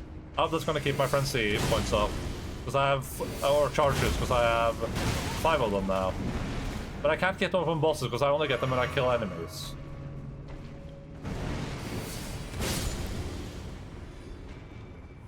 If you get the scouting reports that reroll missions unique maps, that can help a lot. Oh, sure, yeah, I've gotten some of those. I haven't really read them. I don't know what they do, so. I think it very quickly make it devolve into its self-referential nostalgia bait. It's a thin line, but the way they handle it in that game was really cool. Yeah, and that's my problem with 99% of Star Wars stuff right now, which is that a lot of it is just nostalgia garbage. Even with the Mandalorian, they just couldn't help themselves, right? Like. I think the way to tell these so there's 2 things you can do with the Star Wars universe that's interesting to me. One, just do something new. I think Taika Waititi wanted to do that. He wanted to just go somewhere else. Just tell a completely new story. It's not about Luke Skywalker. It's not about Darth Vader. Not about Obi-Wan. Not about Kylo Ren. It's not about anyone. It's a completely new story in a completely new place in the same universe. You know, just here's a thing happening somewhere else in the galaxy. That could be really, really cool if they do that. Or two, just have these characters be people in the universe, right? If you want to have Luke Skywalker be a character, have him be like, we can hear about him, we can know he's there, but he's not someone that we encounter, or if we encounter him, is brief. He's not our quest giver. He's not the he's not the guy that shows up to save the day every time we're in trouble. He's just some dude, right? I think that's the best way to do it. I think that works really, really, really well. Yeah. Oh yeah. Just like with like Darth Vader, I think Darth Vader works really, really well in modern Star Wars as like a boogeyman. He's the boogeyman. That's all he has to be. He doesn't have to be the last boss or like your quest giver or someone you encounter all the time. You fight him 13 times throughout the game. Just make him the boogeyman. That's what he's best at being.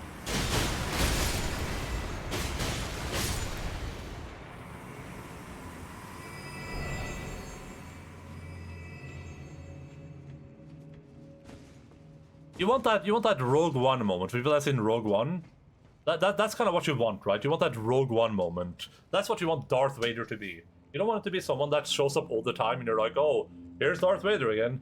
You want it to be like, if you encounter Darth Vader in one of the games or the stories or whatever, you want it to be something where you're like, holy shit, this is bad.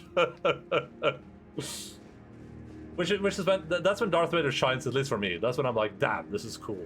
This is really, really, really badass and awesome.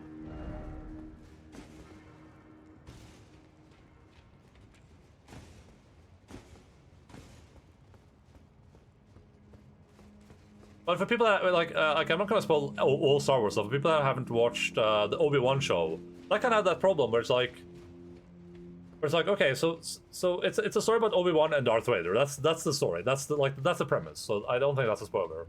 But then they also like bring in all this like random garbage. Like if you're gonna tell the story about Darth Vader and Obi-Wan, just have it be Darth Vader and Obi-Wan, please. You know, don't make it about all this other stuff. I have food. I'm gonna go grab this in a second. Then we can react to some stuff.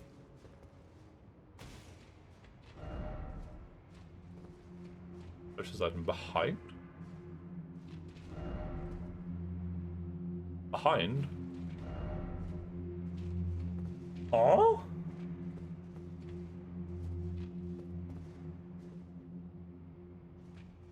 Nani?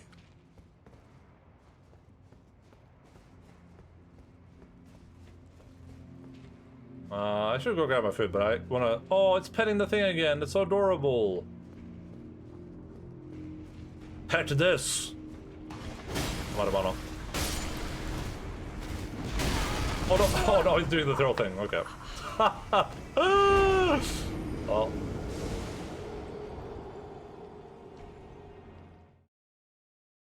That one moment in Boba Fett, I think, when they bring back a very familiar character, just blast some Imperials, and it looked like the most back to the chest fan service crap I've ever seen. Yeah. I'm gonna go grab my food. Yeah, and I think singular moments like that are cool. They have a moment like that in one of the shows. Like I'm not gonna spoil it because I think that's a really, really cool moment. But they have a moment like that in one of the shows, which is really good. But the problem is that after that moment, now that character that they brought back for a scene is now becomes like a main character, kind of. At least from what I've seen.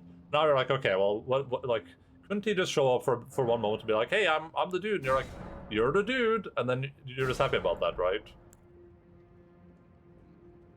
Because I think that's the best way to do nostalgia things and to continue a story. It's like if you wanted to take like Lord of the Rings, right? If you wanted to do, I mean, Rings of Power kind of works a little bit here, but probably not the best example, I guess. A GM NPC moment, yeah, sure. Rings of Power, like, Rings of Power is a bad example, because Rings of Power is a prequel, but if they wanted to tell, like, the Lord of the Rings sequel, they wanted to do the sequel to Lord of the Rings, instead of having, you know, you know, Gimli and Legolas and Aragorn all show up to be part of the whatever fellowship there is, and then Gandalf shows up. It's way cooler if you're just like if they just have some sort of cameo at some point. They just show up for a moment. They don't even have to be named, like, right? Like, they could just be like, oh, there's an old dwarf over there. You're like, is that Gimli? I think it might be Gimli. You don't have to say it's Gimli. It could just be like some old dwarf, right? And that's really, really cool. Stuff like that is super cool. Lotero kids, yeah. I'll be right back. I'll be back in a moment. Here, enjoy clips. Maybe get some good clips.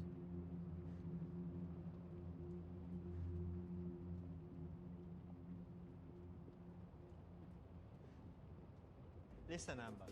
You ain't know Oh yeah, this nothing Endaline about guy, good sex he's a until racist. Hi, Dad. Okay.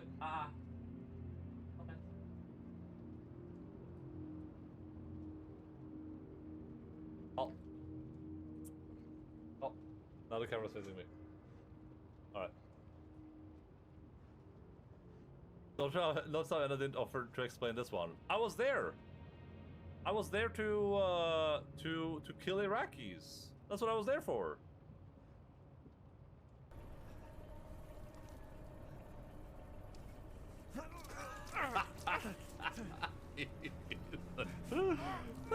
No, what do you do? That doesn't work like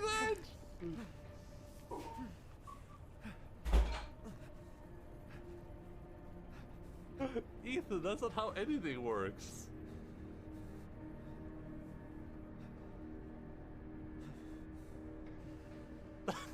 It fixed its goddamn sleeve through.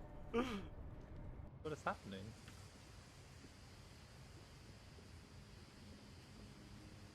Are they making out back there?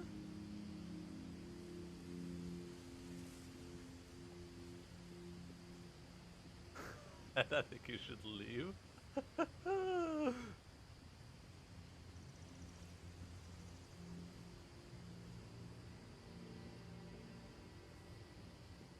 Notice, by the way, that Logan is the only one licking Bella, not the other way around. I'll stand up in a second, but if I stand up, they're gonna stop being cute, okay? So we have to wait until they stop being cute.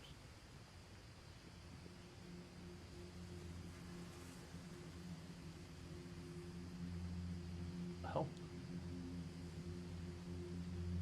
Is this allowed on Twitch? Logan is a giver, not a taker. I think he wants the other dogs to clean him, but they're no Pandaren? Yeah, I mean the Pandaren, they go straight to hell when they die, so. What the hell? Wah wah wah wah. I wouldn't dream of refusing. Hello, Mr. Moose.